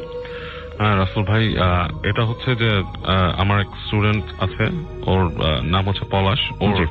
ওদের বাড়ির কাহিনী, ওর পূর্বপুরুষ আর কি, ওর দাদা সে সময়কার দাদার ভাই ছিল আর কি। তো ওদের ওখানে যে নদীর পাড়টা আছে সে জায়গাটা আসলে খুবই আর কি একটা অংশ আছে আর কি, জায়গাটা হচ্ছে আপনার খুবই মানুষের কাছে খুব নটোরিয়াস। মানুষ বলে যে এই জায়গাটাতে দিনে দুপুরে অনেক আজে বাজে জিনিস দেখা যায়।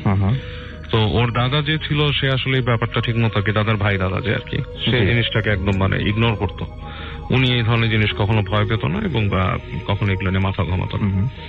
তো উনি যখন তখন বাইরে যেত, ঘুরতো ফিরতো, ওনার মতো উনি কাজ করে বেড়াতো আর কি। তা একদিন ওর দাদার ভাই আর কি ওই দুপুরবেলা আর কি ঘোরাঘুরি করেছে। তো ওইখানে একটা আপনার ওদের ওখানে একটা মন্দির ছিল আর কি। তো ওই মন্দিরের পাশে একটা আম গাছ ছিল আর কি। জি। তো সেই আম গাছে আর কি আপনার কেউ নর্মালি আম ধরে থাকতো, কেউ ওইটা পারতো না আর কি। আম ধরে ওখানে পড়ে গেলেও কেউ ওখান থেকে আম কুড়াতো না আর কি। তো দাদার ভাই ছিল, উনি এগুলো নিয়ে আর কি খুব একটা কেয়ার করে না। উনি ওদিকে গেছে, ওনাকে ওনার পাশের বন্ধুরা বলছে যে যদি তুমি ওখান থেকে আম নিতে পারিস তাহলে মনে করবো যে তুই কিছু একটা আর কি, তোর ভেতরে আসলে সাহস আছে। তো বলছে যেটা কি, আমি আম নিবো, এটা কোনো ব্যাপার না, আমি আম নিয়ে আসবো এবং খাবো, তোরাও খাবি যদি চাস। তো ওদের সাথে কথা বলে উনি ওখান থেকে নিচে আম নিয়েছে, বেশ অনেকগুলো কুড়ায় নিয়েছে। নেওয়ার পরে উনি আসার পর তাদের বন্ধুদেরকে দেখছে, দেখ আমি আম নিয়ে আসছি।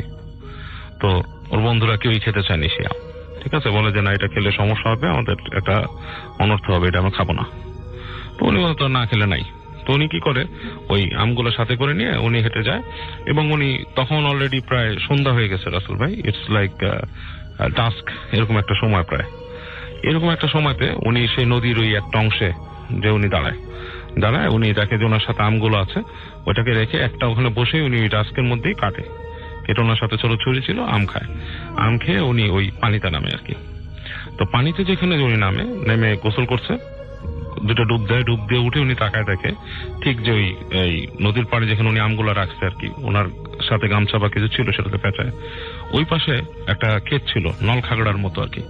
সেখান থেকে কিছু একটা ক্রল করে বের হয়েছে, লাইক উবু হয়ে, বাট ইটস নট লাইক ক্রোকোডাইলের মতো না, কুমিরের মতো না, লাইক মানুষের মতোই অনেকটা। আপনার যদি মানে বর্ণনা দিয়ে বলা যায়, ওনার বর্ণনা যায় যে আমরা লর্ড অফ দ্য রিং এ যে গলমকে দেখছি, it's like kind of like that. হ্যাঁ, লাইক গলম টাইপের কিছু একটা, হ্যাঁ এরকম একটা ক্রল করে আসছে। হ্যাঁ, ওইরকম শুকনা, ওইরকম শুকনা হাড় জিজিরা টাইপের ওরকম আসছে, এসে ওনার ওই আমের যেটা ওইটার পাশে বসে ওনার দিকে তাকায় আছে এবং চোখগুলা বলতেছে যে লাল লাল বড়, এই যে সূর্য ডুবে যাচ্ছে আলো তারই লাগতেছে। এবং উনি খেয়াল করলো উনি দুইটা ডুব দিছে, এর মধ্যে সূর্য অনেকটাই পড়ে গেছে, আলো প্রায় নাই, মানে একদম লাস্টের রক্তিম আবাটা পানিতে পড়তেছে। তো উনি বেশ একটু ভয় পায় তখন। তো উনি যখন মানে কিছুক্ষণ ভয় পেয়ে স্থির হয়ে থেকে উনি উঠে আসে পানির থেকে আস্তে আস্তে, এসে উনি দেখতেছে ওই জিনিসটা ওখানে আছে কিনা। তো উনি যখন নাকি ওখানে পৌঁছায়, ওইটা এক লাফ দিয়ে ওই নলখাগড়ার মধ্যে আবার চলে যায়। আচ্ছা, তো যাওয়ার পরে উনি যখন আমগুলাকে তুলে নিচ্ছে, ওনাকে বলছে যে ভালো করলি না, ফল খুব খারাপ, এরকম একটা শব্দ উনি পাচ্ছে নলখাগড়ার ভিতর দিয়ে। তো উনি শুনে নাই, উনি ওটা নিয়ে আসছে। তো উনি যখন এসে বাসার কাছাকাছি চলে আসতেছে অন্ধকার, এর মধ্যে উনি দেখতেছে ওনার নাকের কাছে ভিজা ভিজা লাগতেছে। তো উনি হাত দিয়ে নাকের এখান থেকে দেখতেছে ভিজা ভিজা, উনি মনে করছে ওনার সর্দি হয়েছে, গামছা দিয়ে মুছতেছে এবং দেখতেছে বেশ মানে ভালো ভিজে যাচ্ছে। কি ব্যাপার, এরকম এত সর্দি কি একবারে হয় নাকি?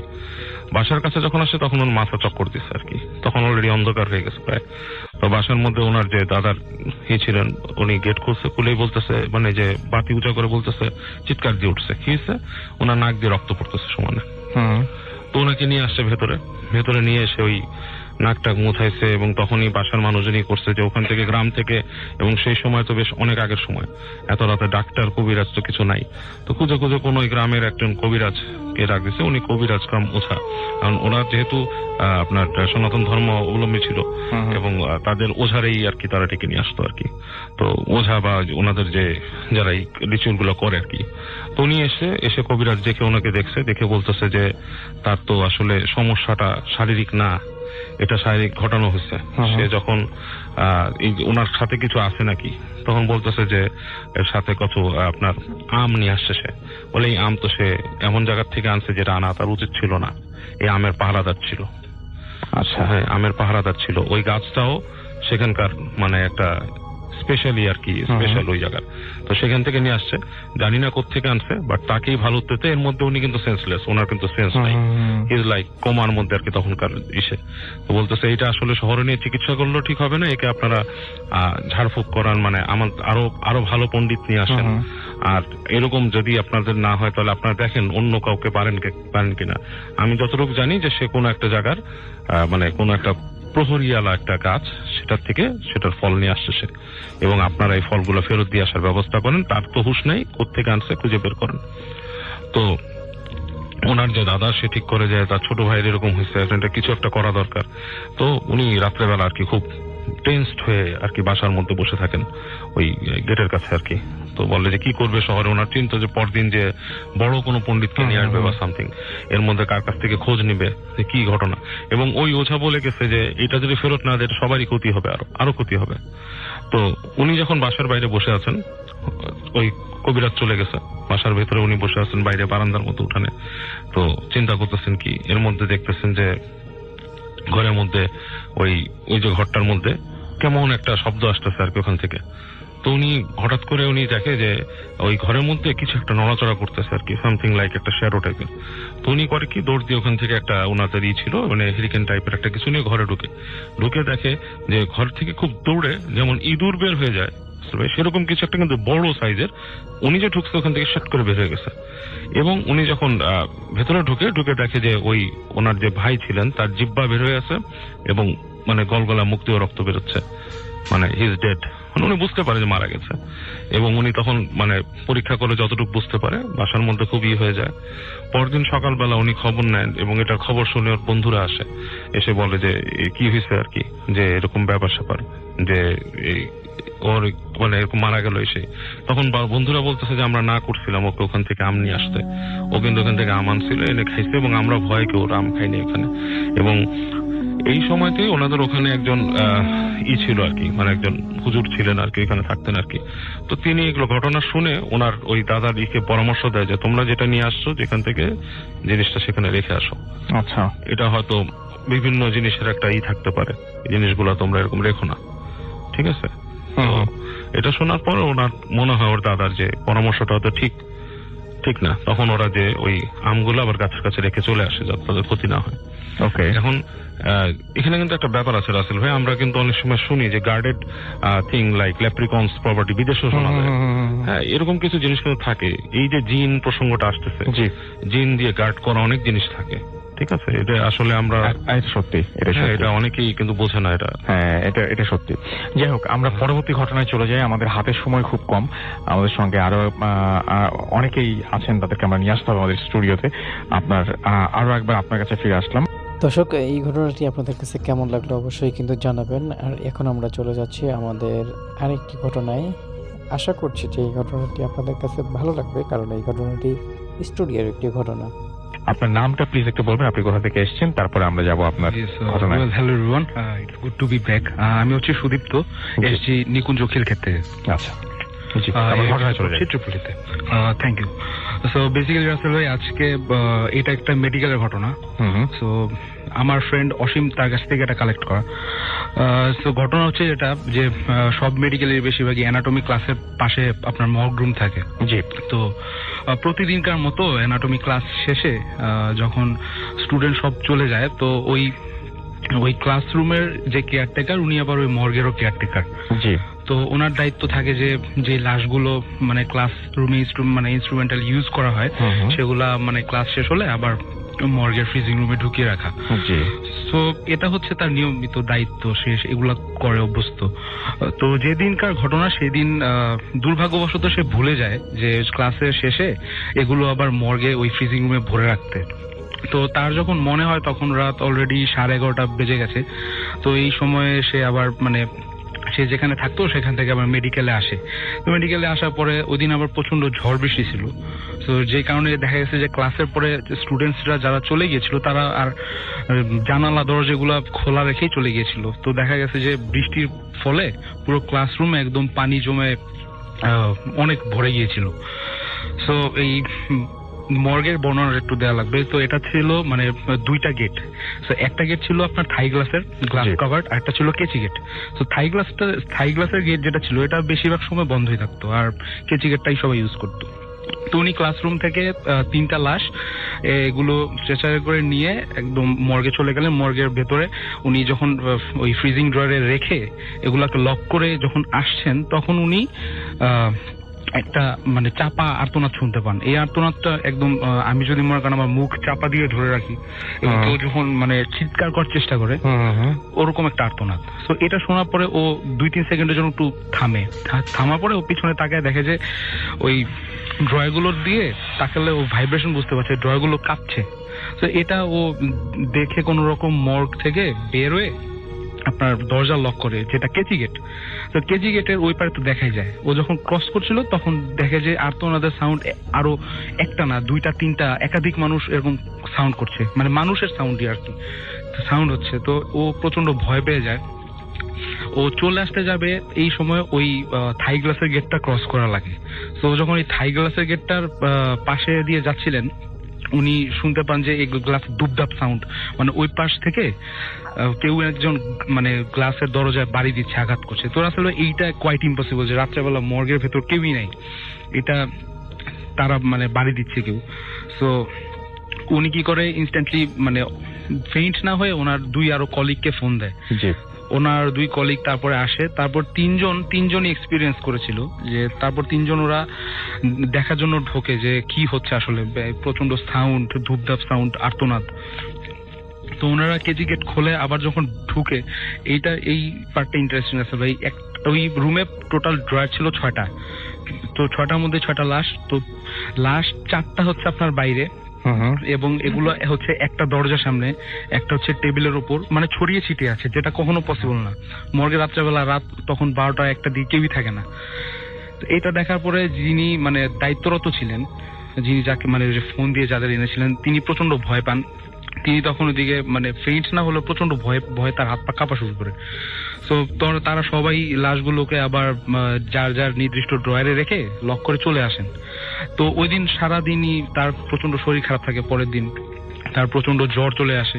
তো এই জ্বরের মধ্যে তিনি একবার 3 ঘন্টার জন্য মানে কোমাতে চলে গিয়েছিলেন। আচ্ছা, তো এই কোমাতে থাকা অবস্থায় তার যখন মানে জ্ঞান ফেরে, তখন ডাক্তাররা জিজ্ঞেস করে যে তুমি মানে এই 3 ঘন্টা তো তুমি কোমায় চলে গিয়েছিলে, তো তখন তুমি কি কোনো, তো আবার ডাক্তারদের বলে যে আমার রাসেল ভাই ডাক্তারদের বলে যে আমার খুব ব্যাড একটা ফিলিং হয়েছিল, আমি স্বপ্নেও দেখেছি কিছু, যে ওই লাশের হয়তো তারাই, তার যার লাশ ছিল তারাই হয়তো তাকে হয়তো স্বপ্নে দেখিয়েছে যে ওই যে ক্লাসরুমে বললাম না যে খুলে রেখে চলে গিয়েছিল সে, আর এগুলো আনতে মনে নেই।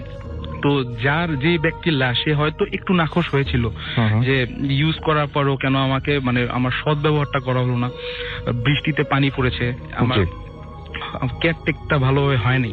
তো এইসব তার স্বপ্নে কেউ একজন এসে বলেছে। তারপর থেকে তার অনেক মানে নিজেকেও দোষী লাগে, এবং সে এই চাকরিটা ছেড়ে এখন মানে অন্য চাকরিতে চলে গেছে। এটা ছিল ঘটনা। থ্যাংক ইউ ভেরি মাচ আপনার ঘটনার জন্য। আমরা তারপরে আবার আপনার কাছে ফিরে আসবো। আমরা তারপরে সেকেন্ড ঘটনা যাব, আপনার একটু ছোট করে শুনবো আমরা, যেহেতু সময় খুব কম। আমরা পরবর্তী ঘটনা যাচ্ছি। আমাদের আরো একজন লিসেনার যিনি প্রথমে ঘটনা শুনেছিলেন, তার নামটা, আপনার নামটা প্লিজ একটু বলবেন, তারপর আমরা ঘটনায় যাব। কারিম সমুদ্র। আরেকবার বলবেন। হাই লিসেনার্স, আমি নাফিউল কারিম সমুদ্র। আপনার ঘটনায় আমি যে স্টোরিটা বলবো সেটা হচ্ছে হলো একটা আরবান লেজেন্ড কেম ট্রু। মানে স্টোরিটা প্রথমে শুরুর দিক দিয়ে একটা আরবান লেজেন্ড হিসেবে ধরা হতো। এটাও ফরিদপুর একটি ঘটনা, এবং ঘটনাটা আমি যেটা জানি 2টা ঘটনা, যা এই 2টা ঘটনা, একটা ঘটনা শুনবো ওকে ছোট করে। এই ঘটনাটা আমার মামার সাথে ঘটা। আমার মামা জাস্ট বর্ন হয়েছে 84-85 সালের দিকে।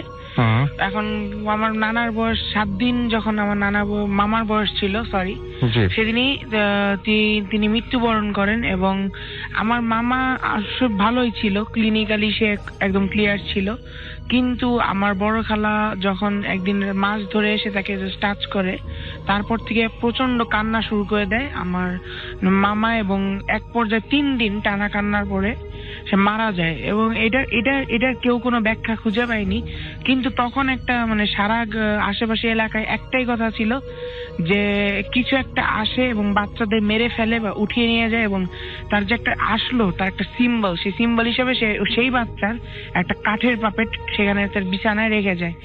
এবং আমার নানা এগুলি কিছু ভাবেনি। আমার নানা ভেবেছে যে মামা তো জাস্ট নর্মালি মারা গেছে, এটা ভেবেছে। এবং সে এইটা লাশ দাফন করে এসে ওই দিন সন্ধ্যায় কাঁদছে। এখন উনি সন্ধ্যায় মাগরিবের একটু পর পর দেখে একটা মহিলা, অনেক, সে মানে বলবে যে 9 ফুটের উপরে, তার মানে 9 ফুটের উচ্চতা, তারপরে 9 ফুটের উপরে। সে তাকে বলছে যে এখন আর কেঁদে কি লাভ, যা হবার তা তো হয়ে গেছে, এখন তুই অন্যদিকে খেয়াল কর, তোর অন্য ছেলে মেয়ে আছে। তা আমার নানা বললো যে আপনি কে? পরে বলে যে দেখিস না তোদের বাসার উল্টা দিকে যে জোড়া 2টা তাল গাছ, সেখানেই তো আমি থাকি। এবং এটা বলার পরে আমার নানা বলে যে তুই যে থাকলি, কিন্তু আমার বাচ্চাটা তোর কি ক্ষতি করছিল? সে বলে যে আমি তো ক্ষতির কিছু না, কিন্তু তোর বাচ্চাটা আমার খুব ভালো লাগছে, আমি আর আমার স্বামী পাশে থাকি, তোদের ওইখানে তোর বাচ্চাটা এত ফুটফুটা যে আমি নিঃসন্তান, এবং আমাকে আমার স্বামী বলছে যে ওই বাচ্চাটা আমার চাই। চিন্তা করিস না, তোর বাচ্চা বেঁচে আছে। তোর বাচ্চাকে আমরা, এটা আসলে শুনতে হাস্যকর লাগবে যে তোর বাচ্চাকে আমরা 7 সমুদ্র 13 নদীর পাড়ে নিয়ে একটা সেফ জায়গায় রেখে দিছি। আমার নানা বলে যে আমার বাচ্চাকে ফেরত দে, আমি তো কিছু করবো না, আমি খালি তো আমার বাচ্চা ফেরত চাই, আর আমি দরকার হলে তোর যা চাই তা দিবে। আমি যদি তোদের জন্য কিছু জবাই দিতে হয়, বা তোরা যদি কোনো মুরগি চাস বা এরকম কিছু চাস, আমি তোকে দিয়ে দিব। অন্য মানে সাথে সাথে তো উনি হেসে মুচকি এসে সেই অবয়বটি বলে যে আমি তো কিছু চাই না, আমি তো ছেলেটা চাইছিলাম, সেটা আমি নিয়ে নিছি, এখন তুই আর কিছু করতে পারবি না, তুই যাতে সারা জীবন টেনশন করে না মরিস তার জন্য আমি তোকে এইটুকু বলে গেলাম। আমার নানা এত রাগ হয়ে যান যে তিনি সাথে সাথে, উনি অনেক কিছু জানতো, এগুলি এখন আমার বলার সময় নেই, উনি অনেক তখন একটি মানে হাতটা মুট করে ওনার মুখের কাছে নিয়ে ফু দিয়ে উনি মানে মুটটা ছেড়ে দেন, এবং সাথে সাথে জিনিসটা হাওয়ায় মিলিয়ে দেয়। আমার নানা একটু সন্দেহ হয় যে ব্যাপারটা কি, এরকম বাচ্চা নিয়ে গেছে, এরকম কিছু তো একটা গ্রাম ভরে আতঙ্ক ছড়াইছে। সে তারপরের দিন কবরটা খুঁড়ে, আমার বড় মামাকে নিয়ে কবরটা খুঁড়ে, এবং খুঁড়ে যেটা দেখতে পারে যে মানে কবরে একদম পারফেক্টলি বানানো একটা পাপেট, এবং পাপেটটা সে যখন কোলে নিবে, পাপেটটা সে কোলে নিয়ে তার চোখ থেকে 2 ফোঁটা পানি পড়ে, এবং তখনই বৃষ্টি নামে, পাপেটটা মানে কাদা হয়ে তার হাত দিয়ে বেয়ে পড়ে। শুধু ঘটনা এখানেই শেষ না, ঘটনা অনেক দিন অনেক লোকেরাও, তারপর আমার নানাও মাঝে মাঝে দরজা খুলে উনি যখন জানালা দিয়ে বাড়ির পিছনে যে বাঁশ ঝাড় ওখানে দেখতো কি যে সেই কাঠের পাপেটটা মানে হাঁটি হাঁটি পাপা করে হেঁটে বেড়াচ্ছে, এবং বলছে যে মা আমাকে কোলে নাও, বাবা আমাকে কোলে নাও। এবং এই ঘটনাটা অনেক দিন চলে ফরিদপুরে। এই ঘটনাটা আমি জানি না কে কেমন জানে, আমি এলাকাটা উল্লেখ করবো না, কিন্তু এই ঘটনাটা 98 সাল পর্যন্ত চলে। একদিন মানে এটা শেষ হলো আমাদের ওইখানে ওই যে 2টা জিনিসকে যেটা আমার নানা তাড়াই দিয়েছিল, ওই 2টা জিনিস পাশেই একটা পুকুর পাড়ে গিয়ে, পুকুর পাড়ের পাশে 2টা জোড়া তাল গাছের পাশে তারা স্থান নেয়, এবং নেওয়ার পরে ওখানকার যত বাচ্চারা ছিল প্রায় বলতে গেলে এখন এমন অবস্থা হয়ে যায় যে প্রত্যেক রাতে একটা বাচ্চা হারানো যাবেই, এবং তার সেই বাচ্চার পাপেটটা সে বিছানায় পাওয়া যাবে। এবং তাই একদিন হুজুরের কাছে যায়, সেখানে সেই হুজুর একদিন করে ওখানে পুকুরের মাঝখানে একদম আইল্যান্ডের মতন একটা ছিল, সেখানে কিছু একটা ছিল, আমি যার কাছ থেকে শুনেছি আমার আশেপাশে দুঃসম্পর্ক আত্মীয়ের কাছ থেকে, তারা বলছে যে আমরা নিজেও জানি না, সব লোকের একটা মানে এক্সাইটেশন যে কি ছিল, এক্সাইটমেন্ট একটা যে কি ছিল, মানে আসলে কি হবে এটা এখন হতে হতে তখন হুজুর যান ওই আইল্যান্ডের কাছটা, আইল্যান্ডে একজনই দাঁড়াতে পারবে, উনি তখন লোহারও না কি একটা আমি জানি না, উনি ওটা একটা গেড়ে দিয়ে আসেন। এখন ওই জিনিসটা আছে নাকি জানি না, এটা 98 সালে বন্যার পরে আর এটাকে পাওয়া যায়নি, কিন্তু তারপর থেকে পুকুরের আশপাশ দিয়ে 2টা সাদা মানে মানুষ দেখতো যে আমাদের বিছানার চাদর যেরকম, সেই 2টা বড় বড় চাদর ঘুরে বেড়াচ্ছে, এবং বলতো যে তোরা আমাদের অনেক বড় ক্ষতি করছিস, তোদের আমরা কাউকে ছাড়বো না। এই ছিল আমার ঘটনা। Thank you so much, thank you. And আমরা অন দ্যাট নোট আমরা ফিরে যাব আবারও নেক্সট ঘটনায়। আমাদের সাথে আছেন আমাদের একজন আজকের অতিথি, যিনি আপনাদের ঘটনা শোনাচ্ছেন। এর আগে একটু শুনিয়েছেন, আবার শোনাবেন। আপনার নামটা বলে আপনার ঘটনা যাব আমরা। তো প্রিয় লিসেনার্স, আমরা চলে আসছি একদম আমাদের আজকের এপিসোডের শেষ প্রান্তে। তো এখন আমরা ঝটপটে আরেকটি ভয়ানক ঘটনা শুনে নিচ্ছি। আশা করছি এই ঘটনাটি আপনাদের কাছে ভালো লাগবে। Hello everyone, it's Sudip again. So Rasel ভাই, এটা হচ্ছে আপনি যে বললেন ওই সময়কার একটি ঘটনা, যখন বাংলাদেশে ভূত কালচারটা শুরু করেছিল রেডিও ফুর্তি। সো এটা হচ্ছে আমরা যখন এসএসসি শেষ করলাম 2012-এ, তো আমরা এসএসসি পরীক্ষার পরে দেখা গেছে যে অনেক ফ্রেন্ড মানে চিল্লায় চলে যায়। আমরা যারা ছিলাম একসাথে, আমরা সবাই প্ল্যান করি যে আমরা কক্সবাজার যাব। তো ঢাকা চিটাগং হাইওয়ে নিয়ে আমরা এর আগে বহুত ঘটনা শুনেছি গত 7 বছরে। সো এইটা ওই ঢাকা চিটাগং হাইওয়ে একটি ঘটনা। ওইটা ছিল আমাদের যেই বড় ভাইয়ের গাড়ি দিয়ে আমরা যাই, ওনারও ফার্স্ট টাইম কক্সবাজার জার্নি, আমাদেরও first time Cox's Bazar journey. So আমরা ঢাকা থেকে রওনা দেই দুপুর 2:30টার পরে, 2:30-3টার দিকে। তো আমরা যখন যেতে থাকি তখন কুমিল্লা ক্রস করে চিটাং যখন ঢুকি তখন রাত 8টা বাজে। সো রাসেল ভাই, চিটাগং ক্রস করে যখন আমরা পাহাড়তলি যাই, তো এখন তো রাসেল ভাই পাহাড়তলি থেকে রাঙামাটি, বান্দরবান, কক্সবাজারের ডিরেকশন গুলো সুন্দর করে উল্লেখ করা আছে, তো তখন এগুলো ছিল না। সো আমরা যেটা তাছাড়া আমাদের যে ড্রাইভার ভাইয়া ছিলেন উনিও বলতেছিলেন যে আমি চিনি, তো প্রথমে উনি এটা মিথ্যা কথা বলেছিলেন আমাদের কাছে, পরে আমরা যেটা বুঝতে পারছি যে পাহাড়তলি ক্রস করার পরে আমরা আসলে মানে হাই রোড ছেড়ে এমন একটা রোডে ঢুকে পড়ি যেটা আসলে খুব ন্যারো হয়ে যেতে থাকে, মানে হাই রোডের যেরকম পিচ ওরকম পিচ থাকে না, আশেপাশে মানে লোকালয় কমে যেতে শুরু করে, তো আমাদের মনে একটু খটকা লাগে। তো ওই সময় আমরা গুগল ম্যাপ ইউজে অত ছিলাম না, তো দেখা গেছে যে আমরা মোটামুটি একটু সন্দেহেই পড়ে যাই যে হ্যাঁ আমরা মেবি রং রোডে ঢুকে পড়েছি। আচ্ছা,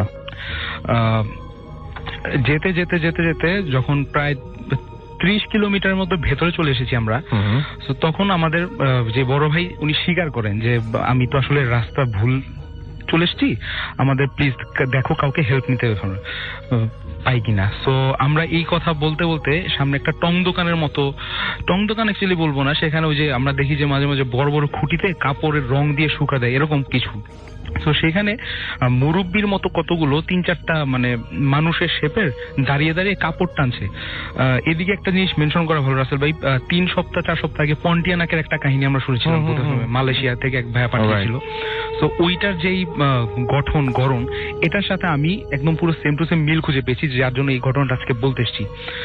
সো আমরা তখন ওইগুলো বুঝতে পারি নাই, যখন মানে গাড়িটা স্টপ করে একজন জানালা নামিয়ে জিজ্ঞেস করেছে, আচ্ছা ভাইয়া আমরা তো কক্সবাজার যাচ্ছি, এটা কি কক্সবাজার যাওয়ার রোড, সঠিক রোড?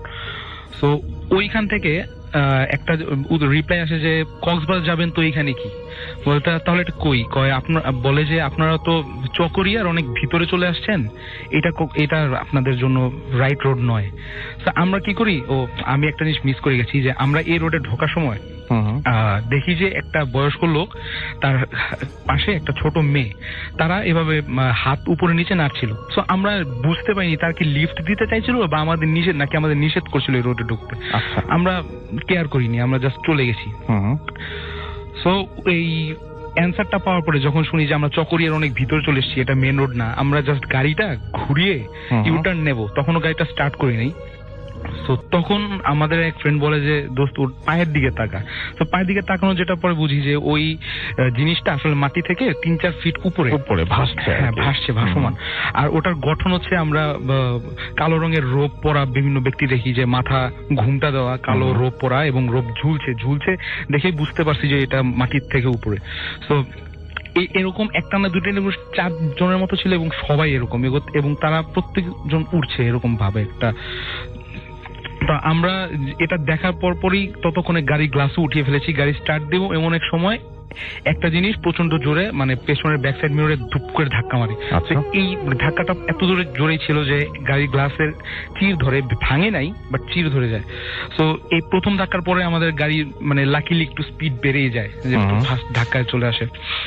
তো এরপরে যখন আমরা গাড়ি নিয়ে যাত্রা শুরু করি তখন আমরা স্বভাবতই সবাই পেছনে তাকাই, পেছনে তাকিয়ে দেখি যে ওইগুলা যে উড়ে উড়ে আমাদের গাড়ির পেছনে আসছে।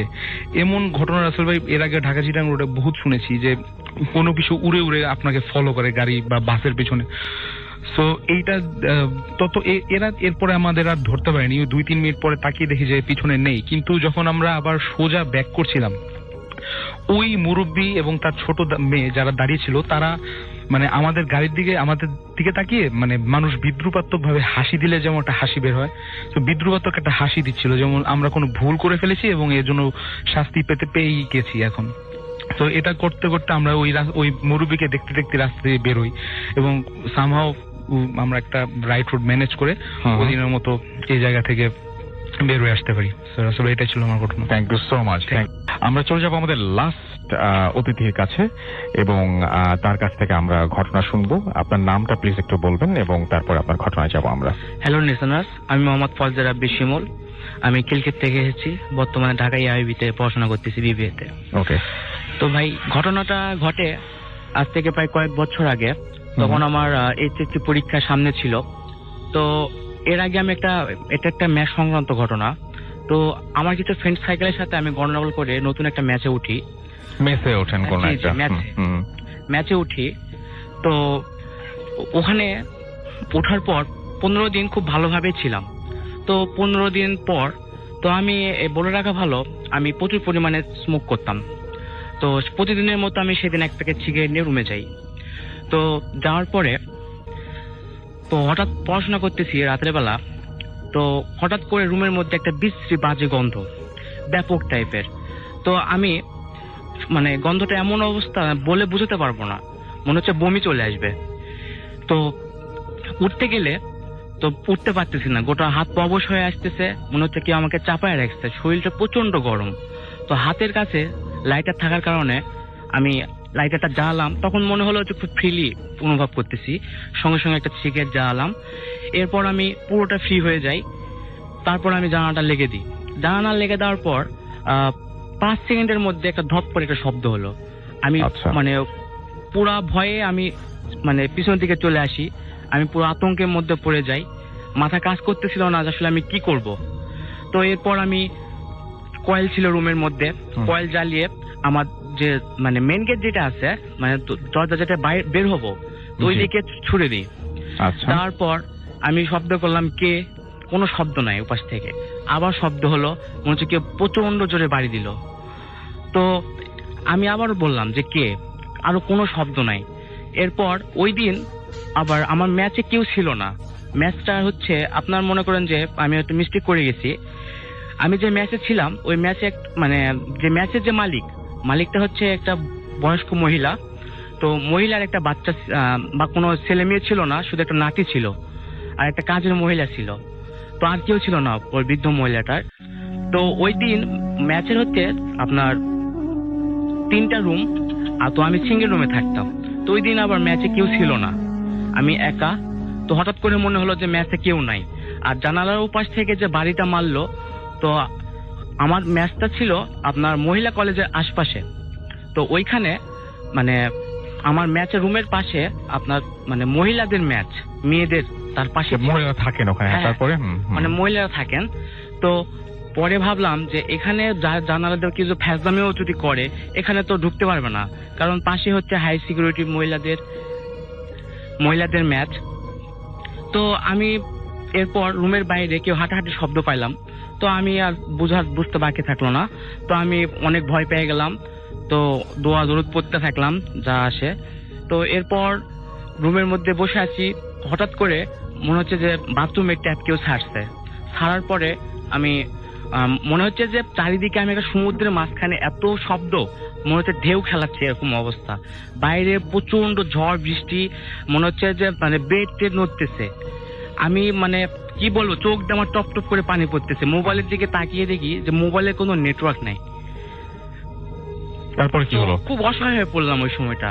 তো এখন আমি কি করব? একটার পর আমি সিগারেট জ্বালিয়ে যাচ্ছি।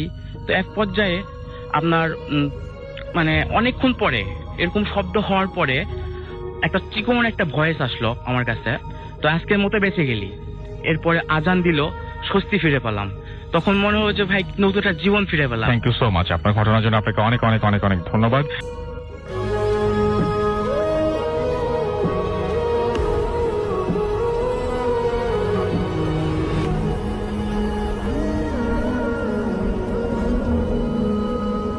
তো প্রিয় লিসেনার্স, এতক্ষণ থেকে আপনাদেরকে অনেকগুলো ভয়ানক ঘটনা শোনানো হয়েছে আর যে রাসেল ভাই, আর যে আফনান ভাই, আর যে আলিফ ভাই এবং ডক্টর আলিফের মুখ থেকে, এবং আমাদের যে অডিয়েন্সরা ছিল তাদের মুখ থেকেও কিন্তু আপনারা অনেকগুলো ঘটনা শুনতে পেয়েছেন। এই ঘটনাগুলোর মধ্যে থেকে কোন ঘটনাটি আপনাদের কাছে সব থেকে বেশি ভয়ানক বলে মনে হয়েছে সেটি কিন্তু জানিয়ে দিতে পারেন আমাদের কমেন্ট বক্সে। আর দর্শক, এইরকম ভয়ানক বাছাইকৃত ঘটনাগুলো একত্রিত পাওয়ার জন্য অবশ্যই কিন্তু আমাদের চ্যানেলটিকে সাবস্ক্রাইব করে রাখবেন, কারণ প্রতি রাত 10টায় আমরা বাছাইকৃত ভয়ানক ঘটনাগুলো একত্রিত করে ভিডিও বানাই এবং তারপর আপলোড করে দেই। তো দর্শক, অবশ্যই কিন্তু আপনারা চাইলে আমাদের চ্যানেলটিকে সাবস্ক্রাইব করে চোখ রাখতে পারেন রাত 10টায়। সবাই ভালো থাকবেন। শেষ একটি গল্প দিয়ে আজকের এপিসোডটি শেষ করছি। আল্লাহ হাফেজ। আমাদের গ্রামের উত্তর দিকে একটি বিশাল বন আছে। লোকজন একে বলে অন্ধকার জঙ্গল। দিনের বেলা এখানে কাঠুরে গবাদি পশু চরানোর লোকেরা আসে, কিন্তু সূর্য নামলেই কেউ আর এই জঙ্গলের ভিতরে থাকে না, কারণ শোনা যায় জঙ্গলের গভীরে একটা জায়গা আছে যাকে বলা হয় ছায়ার মাঠ। যে একবার সেখানে ঢোকে আর সে জীবিত বের হতে পারে না, বা তার আর কোনো খোঁজ খবর পাওয়া যায় না। তো এই কারণেই আসলে যতই রাত মানে কাজ করুক না কেন, তারা সন্ধ্যার আগে, এক কথায় আসরের আজানের পরপরই কিন্তু সেখান থেকে সবাই বেরিয়ে আসে। গ্রামের বৃদ্ধরা বলতো যে বহু বছর আগে ওই বনে ডাকাতদের একটা আস্তানা ছিল। একদিন পুলিশ অভিযানে ডাকাতদের সবাইকে ধরে ফেলে জঙ্গলের ভিতরেই ফাঁসি দেওয়া হয়। তারপর থেকেই রাত হলো সেই ডাকাতদের আত্মা বন জুড়ে ঘুরে বেড়ায় এবং মানুষদের সঙ্গে বিভিন্ন রকমের শয়তানি ফাজলামি করে। বলা হয় ছায়ার মাঠের মাঝখানে শোনা যায় শিকল টানা হওয়া, হাহাকার আর মন্ত্র পড়ার শব্দ শোনা যায়। তো মানুষ সবাই কিন্তু এই বিষয়গুলো নিয়ে অনেক বেশি সচেতন এবং তারা কোনোভাবেই কোনো রকম ভুল করেনি। একদিন দুই বন্ধু রুবেল এবং মিজান এই গল্পটি শোনে এবং তারা আসলে বুঝতে পারে যে এই গল্পটির মধ্যে কোথাও না কোথাও একটা মিসিং আছে। কারণ অনেক দিনের জঙ্গল এখন পর্যন্ত এরকম থাকবে না থাকবে, তারা আসলে এই বিষয়গুলো নিয়ে খুব বেশি ভাবাভাবি করার পর সিদ্ধান্ত নেয় যে তারা একদিন সেই জঙ্গলে যাবে এবং আসল কাহিনীটা কি সেটা একটু উদ্ঘাটন করার চেষ্টা করবে। তো এই জন্য তারা তাদের সঙ্গে ক্যামেরা, ড্রোন ক্যামেরা এবং লাইটিং ব্যবস্থা করে রাখলো, যেন তারা খুব সহজেই এখানে কি হচ্ছে সেই বিষয়টি মানুষকে জানাতে পারে এবং তারা মানে এর থেকে একটা পরিত্রাণ পেতে পারে। তো তারা ঠিক সন্ধ্যার পরপরই সেই বনের মধ্যে ঢুকলো এবং ছায়া যে জায়গাটা আছে সেই জায়গাটার মধ্যে তাদের সেট আপ রেডি করলো, ক্যামেরা, ড্রোন এবং ইত্যাদি যা ছিল সব কিছু এখানে তারা রেডি করলো। কিন্তু তার প্রথম দিন আসলে কোনো কিছুই দেখতে পেল না। তারা হতাশ হয়ে বাসায় ফিরল এবং তাদের মধ্যে একজন রুবেল বলল যে আসলে আমরা হয়তো সন্ধ্যা রাতে গিয়েছি, এবার এই জন্যই পাইনি, তো আমরা একটু মধ্যরাতে যাওয়ার চেষ্টা করি। তো যেই কথা সেই কাজ, তারা এবার চলে গেল প্রায় 3টার দিকে এবং 3টার দিকে গিয়ে সেখানে তারা দেখতে পেল যে সাদা একটা মানে ছায়া তাদের সামনে লড়ছে বা তাদেরকে ডাকছে, এরকম একটা অবস্থা। তো আসলে এটা থেকে তারা মোটেও ভয় পায়নি, কারণ তারা এই বিষয়গুলো নিয়ে প্রিপারেশন নিয়ে এসেছে। এবং পরবর্তী সময় রুবেল আসলে বলে যে এখানে আসলে কি চাচ্ছে, কোনো কিছু কি হবে নাকি, এই বিষয়গুলোতে বুঝতে পারতেছে। এবং তারা আসলে হাঁটতে হাঁটতে মানে অন্য জায়গায় যাওয়ার চেষ্টা করলো, কিন্তু কোনোভাবেই তাদের মানে হাঁটা চলছে না বা তাদের পা সামনের দিকে যাচ্ছে না। তারা হাঁটতেছে কিন্তু ঘুরে ফিরে সেই এক জায়গায় তারা চলে আসতেছে। তো এরকম একটা অবস্থা দেখে তারা দুজনে একটু হাঁপিয়ে গেল এবং পরবর্তী সময় তারা আসলে ভাবলো যে এগুলো কিছু না, এটা ভেবেই তারা কিন্তু ঘুমিয়ে পড়লো।